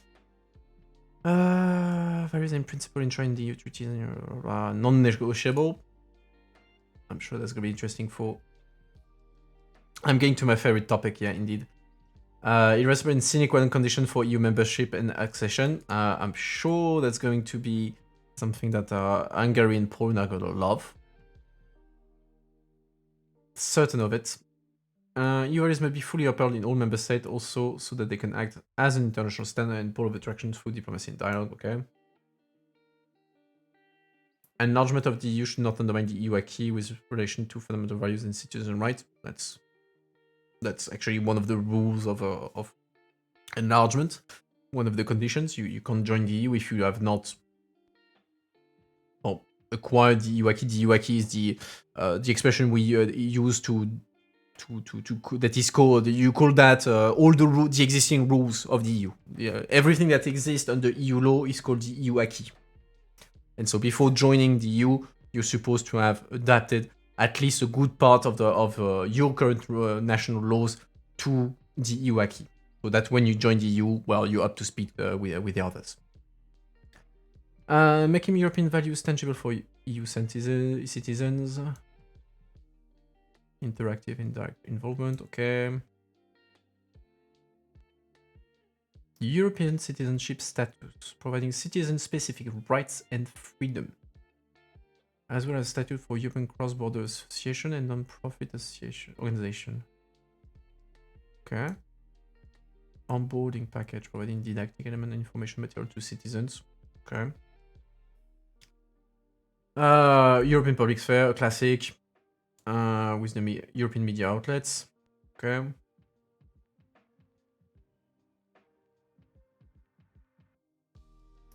German. Oh, yeah. Surprising from the Germans. EU Charter. Okay, your Charter of Fundamental Rights should be made universally applicable and enforceable. Okay. In addition, a EU conference on the rule of law with delegation for member state randomly selective. Yes, that we discussed last time. The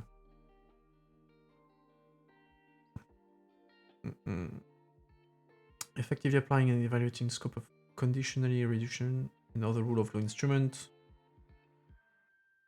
Okay, so they want to extend the conditional regulation is the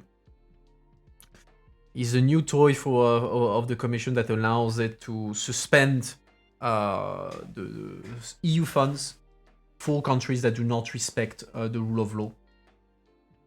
So that's one of the new toys of the Commission under the new the 2020-2027 budget. Got a lot of fight with Poland and Hungary, went to the Court of Justice, the Commission won, and actually the Commission officially announced this week or last week?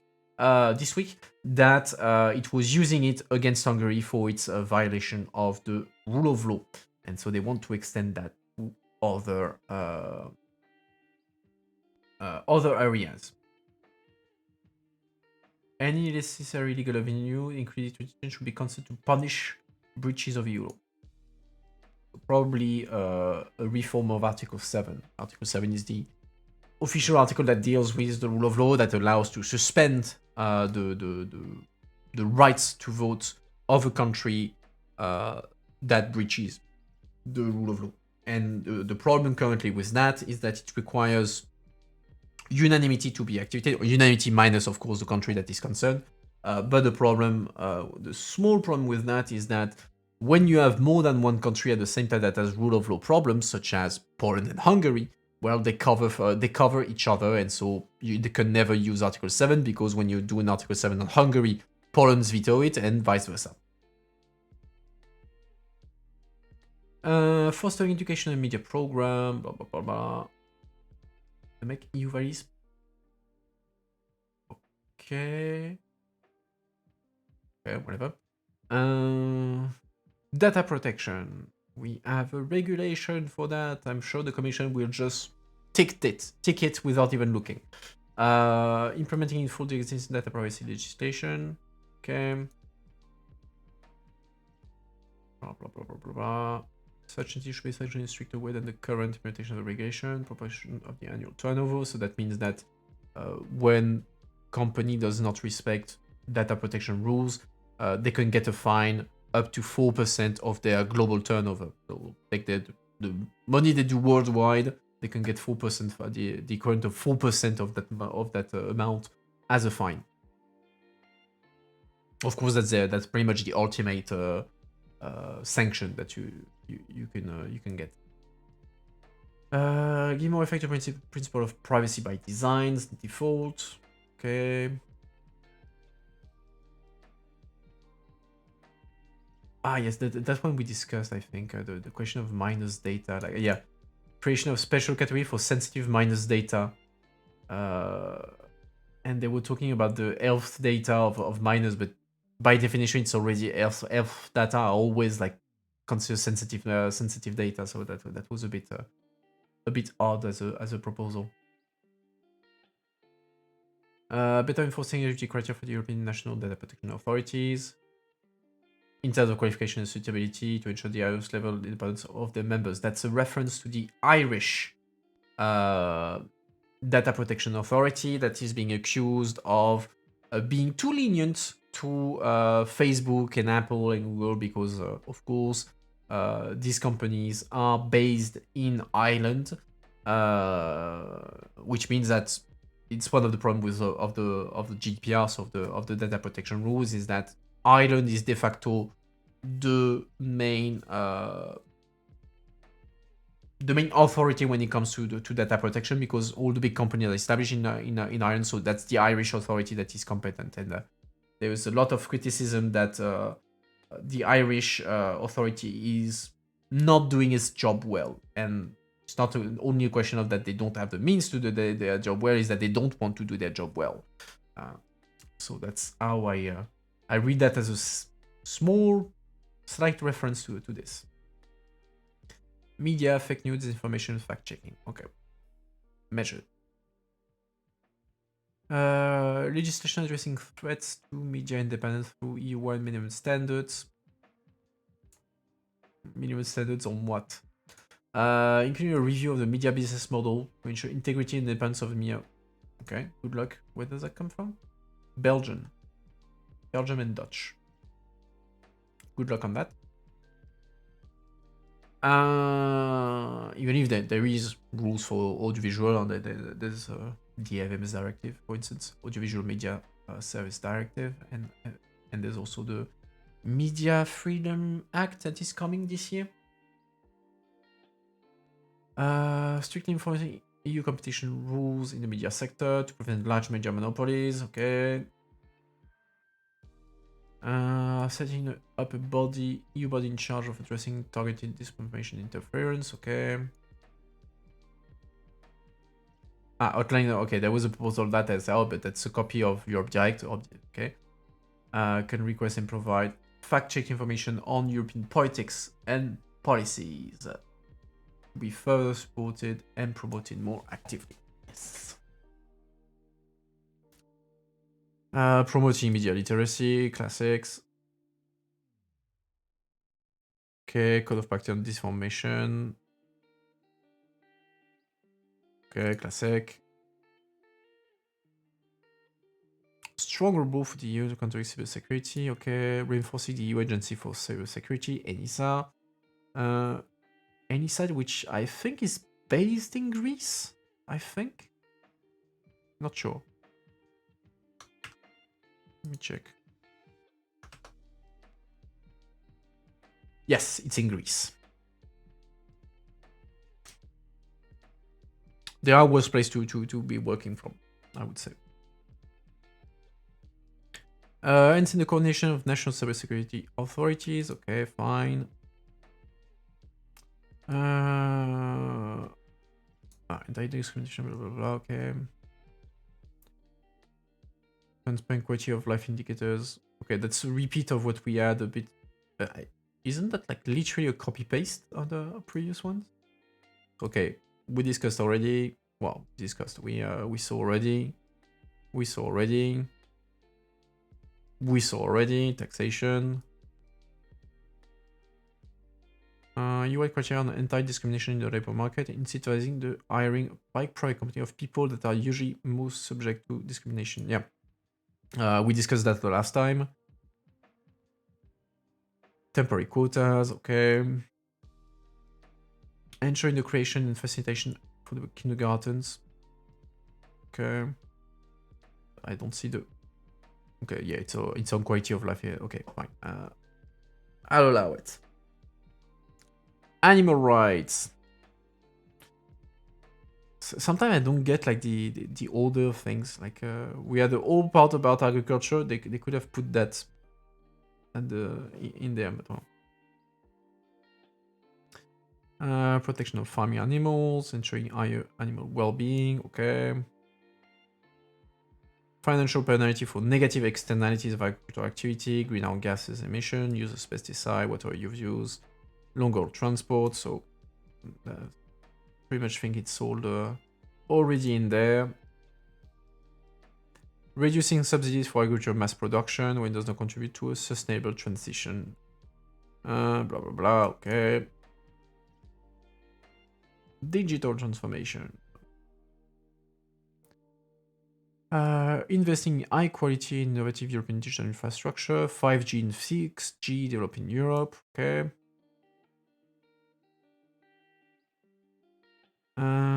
Secure and stable internet access everywhere in the EU. Bring internet connection to white zone, dead zones. Okay. Okay, fair and open competition to prevent monopolies. Okay. You see vendor lock-in, data concentration. Okay, that's a bit DMA. Okay, so Digital Markets Act. Okay, so that's on access to internet and all that. Okay. Couldn't they organize it better? The last part of the subsidy is different from the first one at the beginning of the stream. Ah, yeah, definitely. I mean, there is some contradiction here and there, and definitely repetition. But I mean, that's the... I think that's the difficulty that they have there, is that they're supposed to put back in form everything that was done by the citizen panels, but if the citizen panels contradict each other, I mean, it's not up to them to decide who is the one who is right and who is wrong. So I don't know if it's something the plenary will tackle. I doubt it. I think they will just adopt it, and because that would be like a political choice, and I don't think they want to go into that kind of debate just before the end of it, because otherwise that would turn into a shitstorm. So that's... I think the institution will have to pick and choose what they do, which makes the work of the institution even easier, because they can choose one and say, oh well, we had to choose because there was two contradictions and we decided this one was better. But you see, we're still taking one of the two boxes. So it's kind of a win for... It gives them an excuse to do what they want, let's say. I mean, to be fair, like I mentioned, a lot of what is in there, if not most of the things, it's easy wins for the institution. They could say, oh yeah, of course I have a policy that does that or contributes to that, so I put that as a win.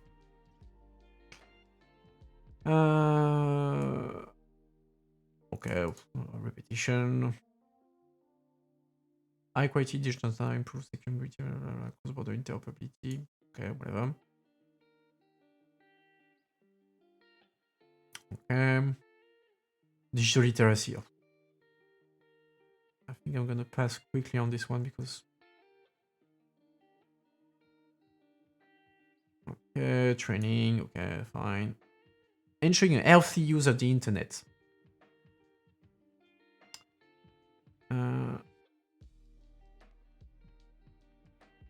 The risks and opportunity of the internet, online rights of users, and the netiquette.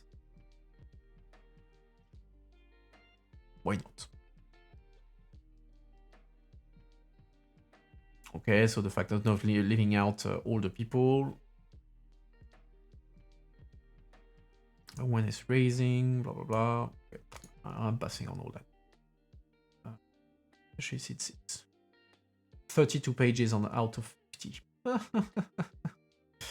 Oh, okay. I'm gonna pass on a bunch of that, especially since it's stuff that we already did in the past in the previous streams. So, strengthening Europol. Okay. Recovering from large-scale attacks. Okay. Cybercrime. Enhancing digital literacy and critical thinking. Counter disinformation.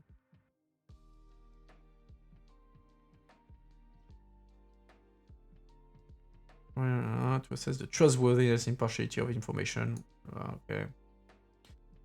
Yeah. Good luck on this one. One is borderline. That's where you can fall into the Ministry of Truth kind of thing. Better explain data protection rules. Temporaire. Okay. Yeah, that's super specific. Exchange short as possible information to users. Okay, blah blah blah.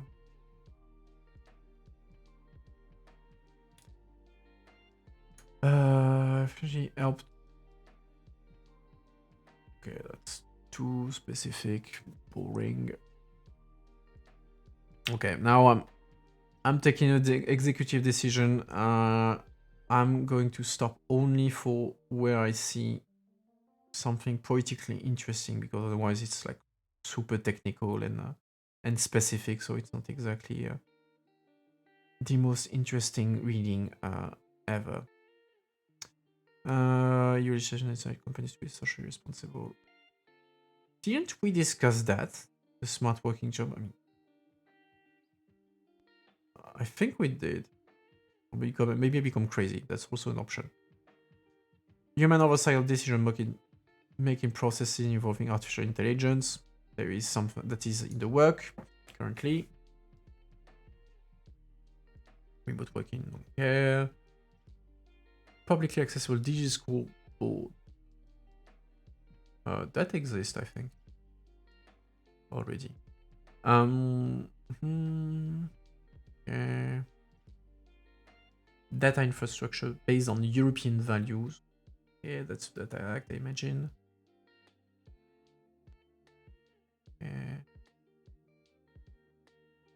Oh, MDP, multilingual digital platform. That's what it meant. Okay, so that's the proposals for the internet, basically. Promoting open source software, fine.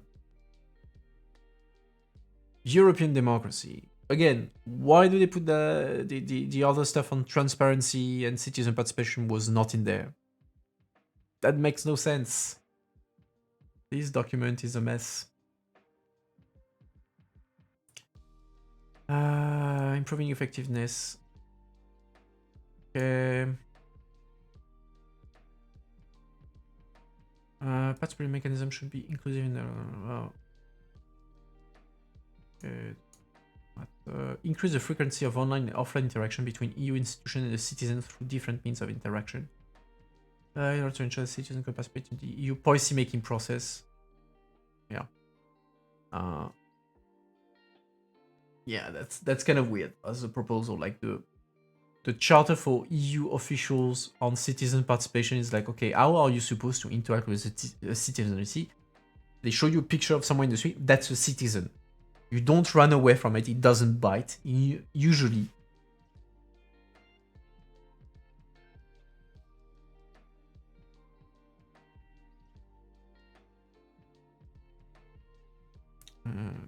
Catching up something in the chat. Okay. Offering a user-friendly digital platform. Fine.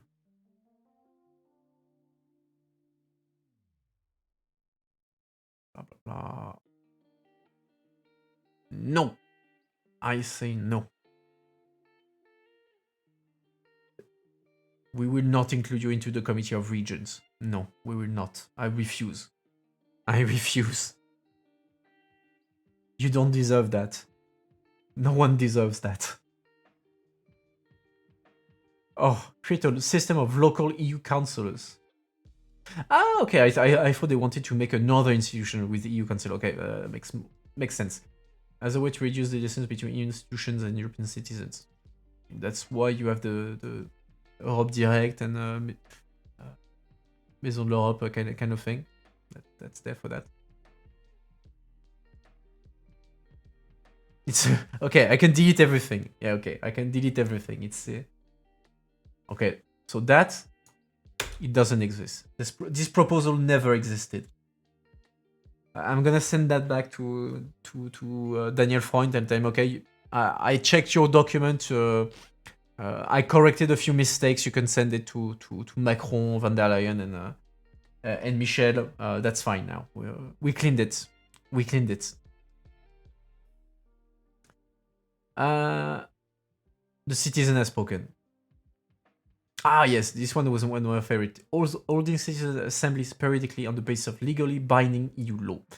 Participants must be selected randomly with representativeness criteria, and participation should be incentivized.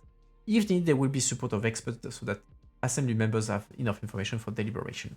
If the outcome is not taken on board by the institution, this should be duly justified. Okay, it's better than the previous one. Participation and prior involvement of citizens in civil society is an important base, blah, blah, blah, blah, blah. Okay, it's not the one I thought. There was one proposal that they made in the citizen panel where basically there was a citizen assembly and it was allowed to basically censor whatever any institution was making if they didn't like it. So they revised it a little bit. Introduce a use check of legislation. Consultation mechanism with representative of young people. When legislation is deemed to have an impact on young people. Okay, where does that come from? Denmark. Ikaros, are you the one who wrote that?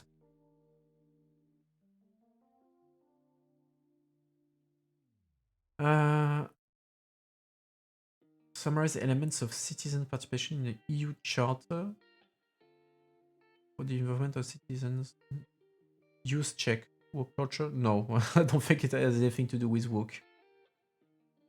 I mean, it's like the SME check, but it's for use.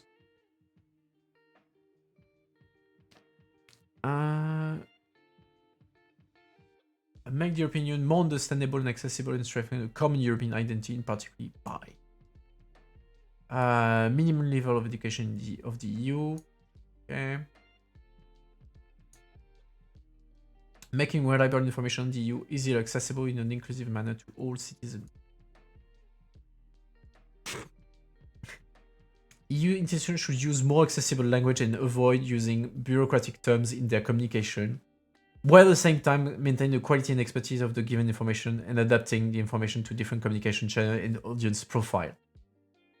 This sentence is all kinds of contradiction, internal contradiction. It wants less bureaucratic terms, but the sentence in itself is bureaucratic as fuck, and the whole document is bureaucratic as fuck. Yeah, to consider, for instance, creating mobile applications where information concerning EU policy is presented in a clear language. That's where we discovered that the Committee of the Regions has an app, and the app has less downloads than the app of the European Agency for Railways. That's how bad it is. But on the positive, there is an app of the Parliament research body, research service, which is very good, and I can only recommend it because the paper that they do is pretty awesome. And super interesting. Special effort should be made to reach out to young people through digital media. Youth movement and various ambassadors explaining the EU project. I like this. I don't know why I like it. Give me stuff. I want the title of ambassador. Now you should call me ambassador, MEP assistant. That's it. It's the Conference of Future of Europe who said it. It's not me. I'm just doing what the conference wants. I'm an ambassador now. It's official. It's slow now.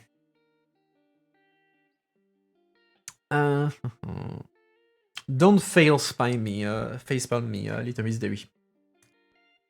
Respect what the citizens want. They want me as their ambassador. What could possibly go wrong? Anything. Everything could go wrong. Making greater use of artificial intelligence and translation technology to circumvent language barrier. So you want to use Google Translation. Okay. Supporting free pluralistic independent media. Blah, blah, blah, blah, blah, blah, blah. Okay. House of Europe. Okay. Fine. For instance, through EU funds supporting online and offline interactions, exchange program, panels, meetings of both short and longer duration between EU citizens. That's... No, we will not bring back Google Esperanto. I refuse. Making Europe Day an additional European public holiday for all EU citizens. Not a bad idea. Not a bad idea. Democracy in elections. We're gonna lose all people from Hungary. The ambassador has spoken. The ambassador will receive you now. Ensuring the protection of EU values laid down in treaties, blah blah blah. So, rule of law, classic. Abolishing the right of veto in Article 7. So that's the thing I was explaining earlier. The fact that you can't sanction Hungary because Poland is putting a veto on it, and vice versa. So that's the thing I was explaining earlier on this. Only after achieving this, the European Union can be an ambassador of our democratic model in the countries that are ready and willing to implement it through diplomacy and dialogue. Yeah. EU-wide referendum triggered by the European Parliament in exceptional cases on matter particularly important to all European citizens.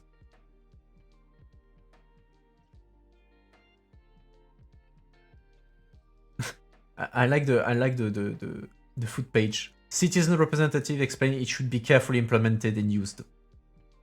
That's yeah, that's precise. Yeah, indeed. That does help. But yeah, I mean, yeah, EU-wide referendum. I have nothing against it. Well, nothing against. Referendums are always a tricky exercise. Amending EU electoral law to harmonize electoral conditions. Okay. Moving towards union-wide list. So that, okay, that's a transnational list that just got interesting. Like here, European Commission representative explained it should be implemented after transition period, not to rush things through. So okay, that's kind of weird there. Because okay, we are in citizens proposals, but then as a footnote you have that the Commission representative explained it should be implemented after transition period, not to rush things through. Okay, so my question is, the Commission said that okay, ideally you should do it like that, or is it the Commission that said, well, you want to do that, then but it is going to have a transition period because you can't rush things through. So it's kind of weird if it's just they give information for context, or if it's like the Commission that intervenes and no, that's going to happen after transition and that's it. So it's kind of odd. Okay, so that's a transnational list. Again, strengthening the links between citizen and elected representative. Okay, fine. European citizens should have a greater sense of who is elected as president of the Commission. This could be achieved either by direct election of the Commission president or a lead candidate system. 137 French. Oh, so what did the French say?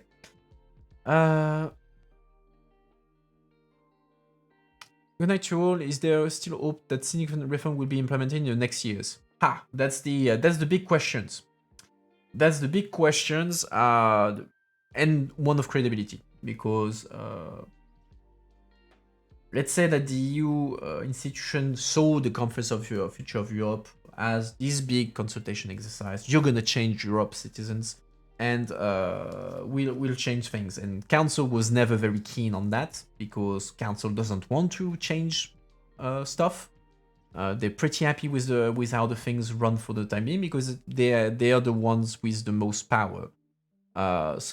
There's going to be a huge question mark on how much of it is going to be implemented. Well, let me rephrase that. The majority of what we saw tonight are things that are, to an extent, already existing or already in the pipeline, to an extent. So for the most of the stuff, the institution will be able to say, oh, that's great, it's already something that we're doing or trying to do. So, yay, we can tick that box. However, for the important stuff that involve changing the treaties, that's going to be the tough one.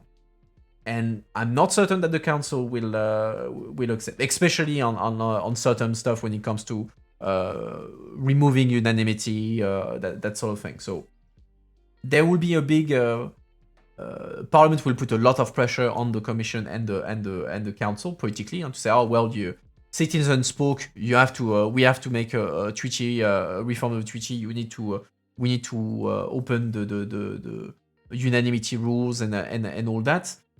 Will the council accept? Big question mark. And for me, that's one of the risks of the Conference of Future of Europe, because there's a bunch of stuff, council will never agree to it. And there's the risk that we create high expectations, and then citizens will be like, you asked us to give you feedback, we gave you feedback, and in the end, you don't do anything of the things we want. So what the hell? Why are we even bothering to give you our opinion if in the end it doesn't matter?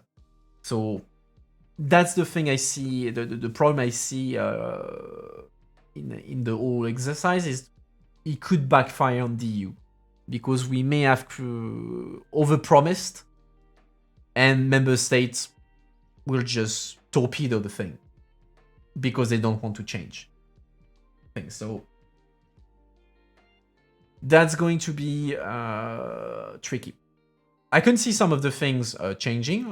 Like for instance, there was a point on extending the EU competence on health policy, and that's something that member state could accept because of COVID and all that. But like on unanimity rules on taxation, I don't see a universe right now in which Ireland, Luxembourg, Netherlands, Malta, Cyprus accept that. On changing unanimity rule on rule of law, I don't see a universe in which Poland and Hungary are accepting that. So, as always, when it comes to EU policy and EU changes, the problem is the member states.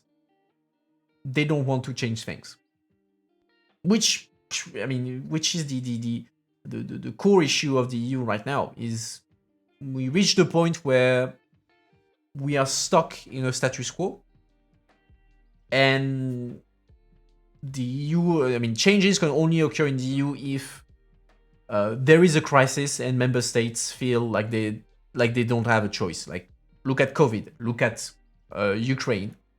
Those things, nobody would have thought them possible before the crisis. We would say, well, yeah, there's no need to do that. You're crazy, that's a national competence, etc., etc. Crisis arrived and became necessary, and that's the only moment where where member states accept to move together. And the problem with that is that, well, from the citizen perspective is, why should we bother with the EU if we are voting for MEPs that can't change anything? Because Parliament doesn't have the initiative rights, because they can't force a change of treaties, because they make the nice papers, but it's the member state that decide. So more and more, like, it's we're getting to a point where it's gonna be extremely complicated to move forward if the member state do not move their ass and do what needs to be done. I'm not saying that every change of the treaties that are being suggested in there needs to happen, but at least there needs to be a debate, and there needs to be a change to an extent. Or we have to rethink completely what we want from the EU. Clearly, either the EU is a if we decide that the EU is a political project, then we need a treaty change, or we consider that the EU is a pure international organization, so entirely something that depends on the willingness of what member states are willing to share or not share. And then, well, that means that the EU already has too much power compared to what a normal international organization should have. So we will have to pick and choose a side, clearly. Problem is, like I said, member states have an interest in the status quo because they can do whatever they want, and they can blame the EU or the Commission for stuff that people don't like. So that, I'd like to give you a more hopeful opinion on that, and something a bit more clearer, but unfortunately, right now, I don't know. And that's definitely something that's at some point will blow in our face if we don't do anything. And that's why I'm dunking to an extent so hard on the Conference of Future of Europe, because I'm not dunking on it because for the sake of dunking on it. I'm dunking it because I'm frustrated, because I wanted it to be a success and to be something that makes things move, but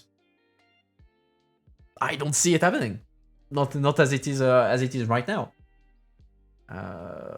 Partly because of the whole exercise, the way the exercise was designed, but also, if I'm being honest, I don't find the proposals to be of a very good quality, to a good extent.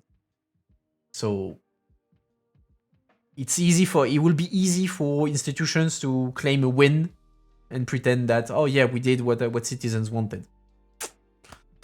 But well, at least it has the virtue of existing, and I'm not saying that it should never have existed. It's a first step, and I do believe that a consultation system like that should keep existing and be reproduced in the future. But well, we have to manage expectations. We say that crisis will build the future of the EU, but how many crises do we need? That's the point. Things always seem too slow, hopefully, just my impression. Things are slow, indeed. That's clear. And again, that's partly because the EU is an international organization. And so things move slowly in international organization. That's frustrating, but unfortunately, that's how it is. And that's not something specific to the EU. Look at any international organization. Changing anything takes ages because you need everyone to agree on the change. But I agree that from the perspective of citizens, that's super frustrating, because citizens now, they know about the EU, they know it exists, they know that it has power, and so they apply standards to it.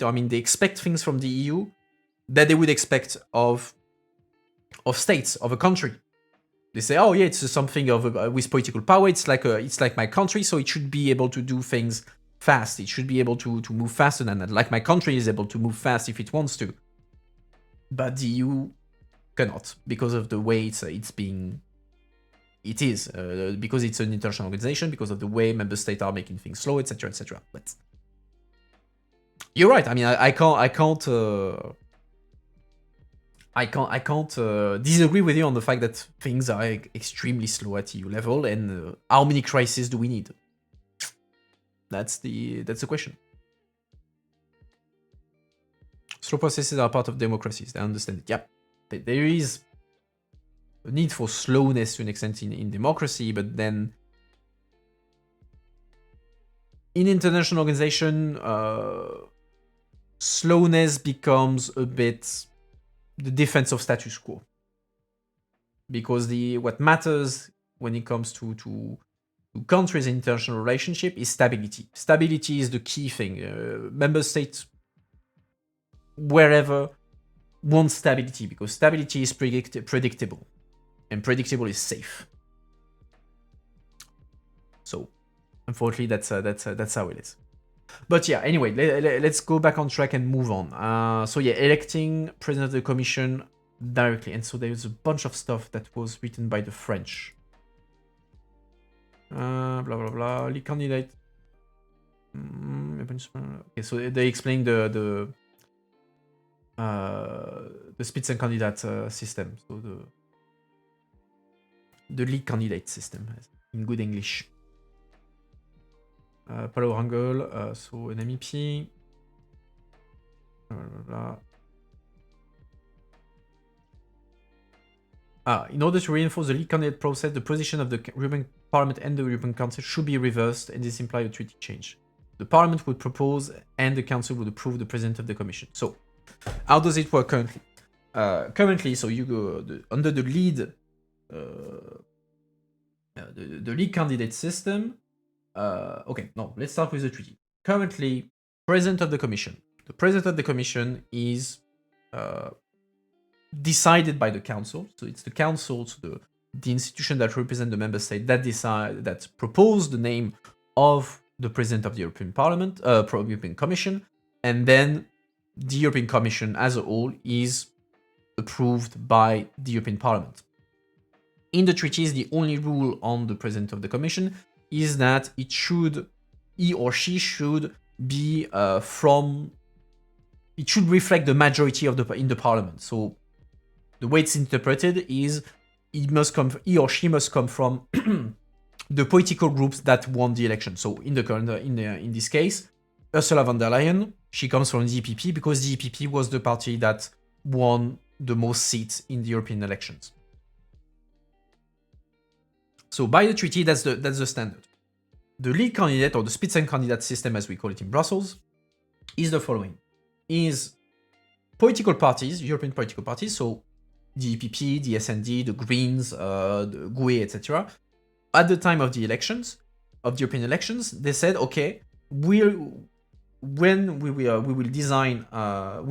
nominate someone, and this person will be, if we win the election, this is the person that is going to be the president of the commission. And so council will have to nominate this person, which happened in 2014. You'll be after 2 interviews. Thanks for coming, and see you next time. So yeah. Where was I on the Spitzenkandidat? So let's take 2014. 2014 is the only time where the Spitzenkandidat system was applied, where the commission, the parliament won won against the council on the interpretation. What happened was the EPP won the election, and they had nominated Jean-Claude Juncker as their Spitzenkandidat before the elections. And so, in application of that, the council designated Jean-Claude Juncker as president of the European Commission, and so he got the support of the parliament. Bearing in mind that there was a deal also between the political groups. So before the elections, all the EPP, the SND, the Greens, back then it was ALDE, so the centrists, they all agreed with each other, saying, okay, whoever wins the elections, the other will support their candidate. So when the EPP won the elections, all the parties, so Juncker, the Socialists, the Greens, etc., they all said, the EPP won the elections, so we want Juncker as the president of the commission. Even if we don't agree politically with him, that's a Spitzenkandidat, so he is legitimate to become the president of the commission. So that was in 2014. In 2019, the council decided no, they don't want to redo that because, of course, that meant that they had less control over the commission. And so instead they went back to the the literal interpretation of the treaties, and so they nominated Ursula von der Leyen to become the president of the commission against the wish of the parliament initially, because the the Spitzenkandidat for the EPP back then, 2019, that was Manfred Weber. And so, yeah, all that to say that now they want to reverse the process so that the parliament is the one proposing and then the council approves the president of the commission as a way to give more power to the parliament. Okay, so then it explains the whole thing. Okay. Moving on. European Parliament should have the right of legislative initiative, so it has the right to propose legislation, which right now it doesn't have, only the Commission can do it. In order to propose the topic to be discussed in society, adopt the necessary text. Okay, so that's the fact that the European Parliament does not have the right of legislative initiative. It's one of the things that make it not a true parliament in the institutional sense, because your national parliaments, wherever you are, they all have the rights of legislative initiative. They can, your parliament can decide to make law autonomously. Doesn't mean that they necessarily use it. For instance, in France, National Assembly, it's pretty rare that they propose a law. But yeah, they have the power over it. European Parliament should decide on the budget of the EU, as it is the right of parliaments at national level. Same thing. European Parliament does not have the power, the budgetary power, so they want to acquire it. So pretty much this entire section is how to make the European Parliament a real parliament, and so gain competence against the council. Generally speaking, whenever the core fight when it comes to EU institution is parliament versus the council. So the parliament wants power from the council, and the council doesn't want to give power to the parliament. Political parties, civil society organizations should be more lively and accessible. Okay, blah blah blah. Okay, blah. EU decision making. Reassessing decision making, voting rules in EU institutions, focusing on the issue of unanimous voting. While ensuring a fair allocation of voting weight so that small countries' interests are protected, which is already the case. So there is two things. So, okay. There is unanimity that should be changed into qualified majority for the remaining issues. So that's we already discussed at length. And then there is the voting weight of small countries, which we discussed that already last week. I don't really understand that because it's already protected because of the double majority system. The double majority system in council is that for whatever decision to be taken, you need to have two majority.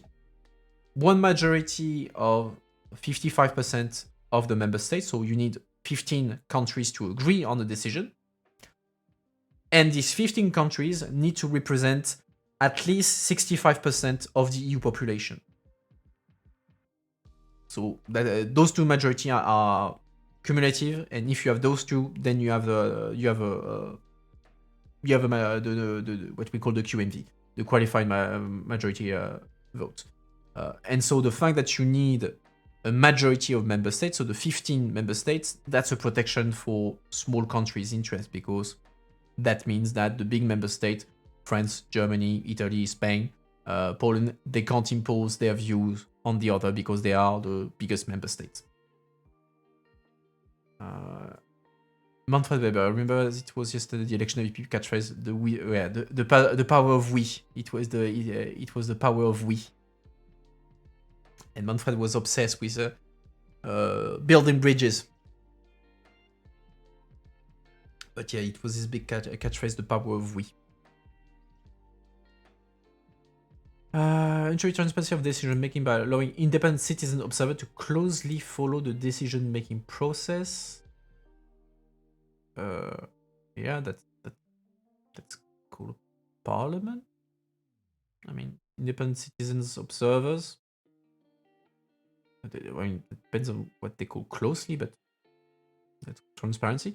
Anyway, guarantee broader right of access to documents and develop a stronger links and blah blah blah blah. Okay, where does that come from? Netherlands. Okay, whatever. EU needs to improve the transparency of decision-making process in institution. The meetings of the Council and European Parliament, including its votes, should be broadcasted online in the same way. So in the Parliament, that's already the case. Council, not really. The Council in general is a black box. That's clearly the practice. This would allow interested citizens to follow EU policy making. So this is code to actually say NGOs can follow EU policy making. That's I mean, interested citizens. I'm yet to.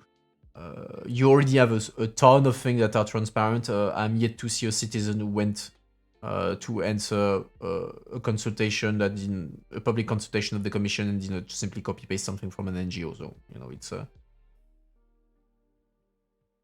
in real terms that's what it means. EU decision-making process should be further developed so that national, regional, local representatives, blah, blah, blah, blah, blah, are more involved. Get out of here, consider Committee of the Regions. Okay, whatever. National Parliament should also be closer. Even the national legislative procedure of the European Parliament. By way of participating to hearings, I mean, I don't know about that. I mean, they can be involved a bit, but I mean, it's the European Parliament, so it's the European Parliament that is competent to decide on EU law. It's not the national Parliament. Get out of here, Committee of the Regions. It's cute that they try, but still. Where is it? Is it a spoiler area there? No. There's a spoiler area. Okay, but I don't know. I genuinely don't know what they want. In key important areas, and then it's blank. There is no important key important areas. No. Okay, so that's the whole renaming thing. So yeah, whatever. That's not important. Blah blah. Okay, so that's pretty much the involvement of things. Reopen the discussion about the constitutions. Oh, I'm having PTSD from 2005. To help us align better on our values. Constitution may help to be more precise as well involve citizens and agree on the rules of. I don't see how a constitution helps on involve citizens more, but well, okay, fine. They want EU constitutions. I'm having PTSD. Subsidiarity in capital letters. Active subsidiarity and multi-level governance are key principles. I have no idea what active subsidiarity and multi-level governance. I have no idea what that is. You should review mechanism allowing blah blah blah. And to accept whether Europe do not intrude on legal competency and to be granted a possibility to suggest. Okay, so that's okay, fine, but that's ensuring that the national parliament being a bit paranoid on the fact that the EU do not go on my turf. Reform the, no, I can't. Like the Committee of Region, get out of here. Blah blah blah. Okay, nothing really interesting there. Migration. Launching communication campaign, whatever. Creating a European entity for migrant access to EU labor market. Okay. Improving the functional implementation of the Blue Card Directive. Shit. What's the Blue Card Directive already? Again. Verification. Yeah. Blue Card Directive, yeah, I think it's on the on economic migration that you allow you basically set up you define the needs of the EU in terms of qualification and whatever, you say you facilitate migration on this basis, if I remember correctly, but I'm not sure. Okay, inform and educate citizens, fine. Irregular migration measures, okay. Participating actively, for instance, through partnership agreements in the economic and social, blah blah blah blah blah blah. Okay. Fine. Okay, that says everything and nothing. Showing protection of all external borders, improving transparency and accountability of Frontex.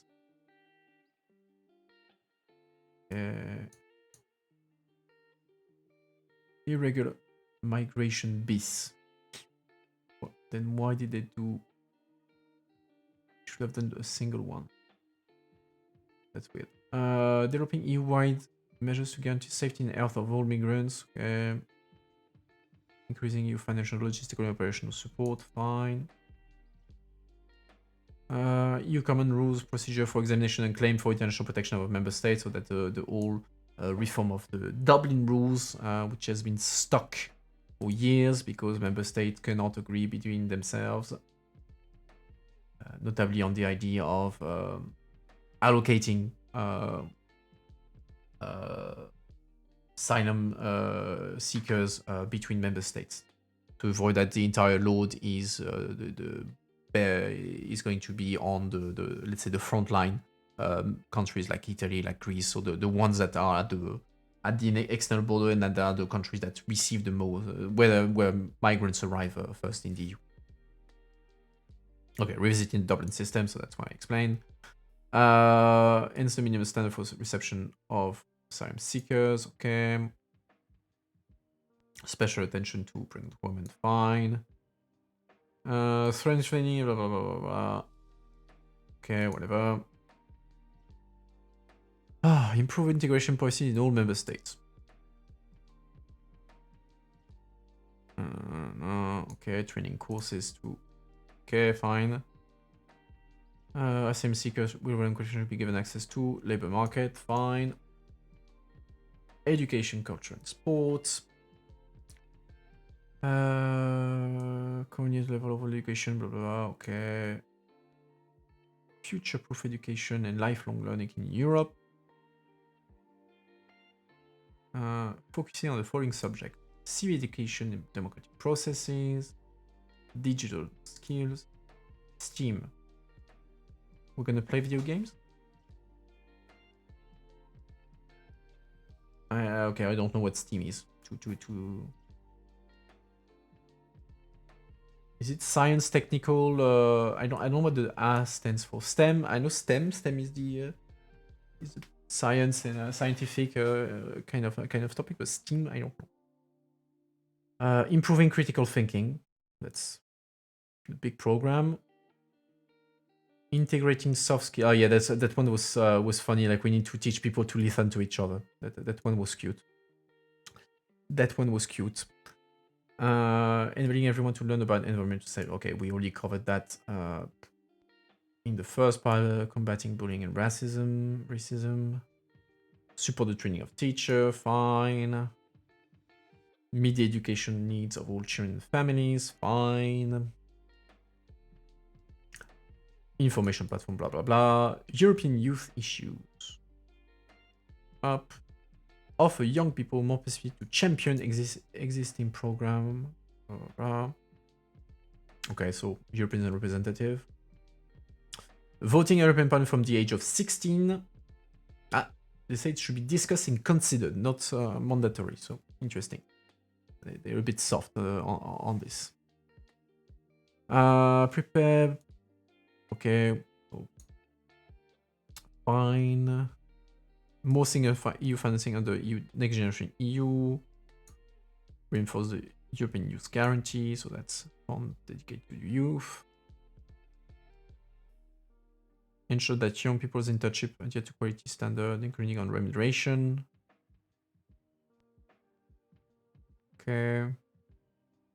Reasonable living standards.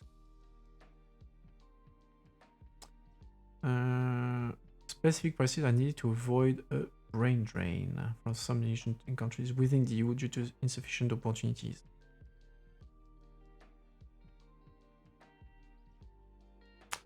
Thank you for the explanation. I was trying to write in the chat. Well, feel free to write again in the chat. You're not that confident in English. No, your English was fine. Your English was fine. I don't know what's your native language, but if it's French, we do French as well here on the channel. But yeah, good night. I hope to see you another time. Okay. Oh. In any case, we're reaching the end. Like I'm page 48 out of 50, so we're seeing the end of it. In case of serious crisis, okay, that says nothing. That's not to piss me off. Things that say absolutely nothing. Promotes European exchange in different field. Yeah, I feel like it's repeating itself constantly. That's promote multi. Oh yeah, I remember those proposals on multilingualism. So there will be one that says that everyone should should learn secondary languages, and then there will be one that says that everyone should learn English. So that one should be funny.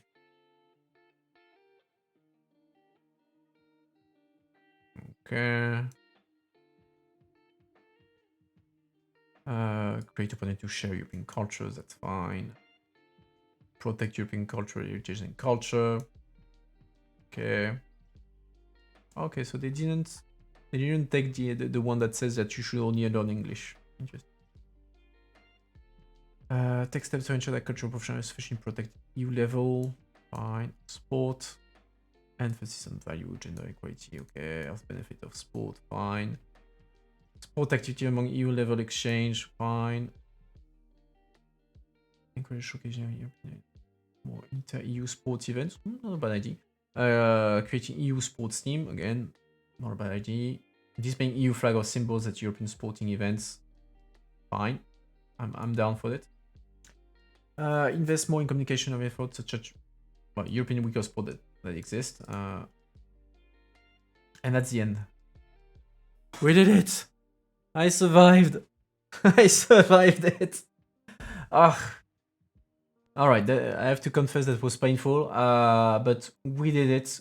We went through all the proposals of the Conference on the Future of Europe, the official results that EU institutions will have to take into account in the respect of their respective competence, blah blah blah, and so try to implement as much stuff as possible from there. So, in short, I'll give you like my 2 cents, which I already largely gave when answering the question of Lorenzo Loff. But well, overall, interesting exercise, definitely. It's the first time that the EU was doing such a wide consultation exercise, because I mean the Commission does all the time consultation exercise, but this time something that is as long as important, etc. That was the first time. There is a lot of imperfection in this. Let's be clear, it will need a lot of improvement in the future. And the Commission said that they were open to do more things like that, not necessarily like the Conference on the Future of Europe, but some things akin to that in terms of consultations. But yeah, it needs to be improved. But it's a good first step. Then, yeah, it's not the most concrete thing in the world, that's for sure. A lot of the things there are actually just reflecting things that are already being done or in the pipeline. So that's an easy win for the institutions that can say, oh well, we can tick the box, we're already doing it. There's a few things. I'm going to go back to the browser up. Shit, where is the browser? It's there. Go away, Nisa. I'm going back to the website of Freund because he made a summary of the biggest ones, so all the things that require treaty changes. So abolish the unanimity rule, applicability, just so all these things are the ones that matter the most, let's say, in terms of political difficulty. That's what I mean. And yeah, we'll see what member state will have to say on that, bearing in mind that the council, so the member state, were very, very, very reluctant from the get-go to have the Conference of Future. Apart from Macron was the one pushing for it, but they don't want that because they don't want to change the system, because the system favors them pretty much. and they know that it's going. They are expecting that what citizens would ask are not things that the council wants. So, of course, they're not very keen on that. I'm curious to see how they will try to bury it or kill it, at least on the key stuff. But Parliament will definitely use the Conference on Future of Europe to put a ton of political pressure on the council and the commission to try to get a change in the treaties. Then what change in the treaty, that's another debate, but at least to have the principle of a change of the treaties, which at some point will be necessary, whatever the member states are thinking, because otherwise we're sleepwalking into disaster. Anyway, I hope that that was it for the conclusion. I'm a bit tired, I have to confess. So I hope that you enjoyed the content, despite the fact that it was very long. Not the sexiest reading, definitely. So kudos to you if you survived that long with me. Thanks for those of you who participated in the chat. That was very much appreciated. As always, if you like what you saw, you can follow me here and on my social media. If you're feeling really supportive, you can even subscribe. You can toss a coin to your streamer via coffee. You have the link in there and all that. And of course, well, give me feedback on Discord. That's always appreciated to help me improve my content. And on this note, well, I wish you all a good evening, and I hope I will see you on Sunday for the news review at 6 in French or at 8 in English. And on this note, well, good night everyone, and see you soon. Bye!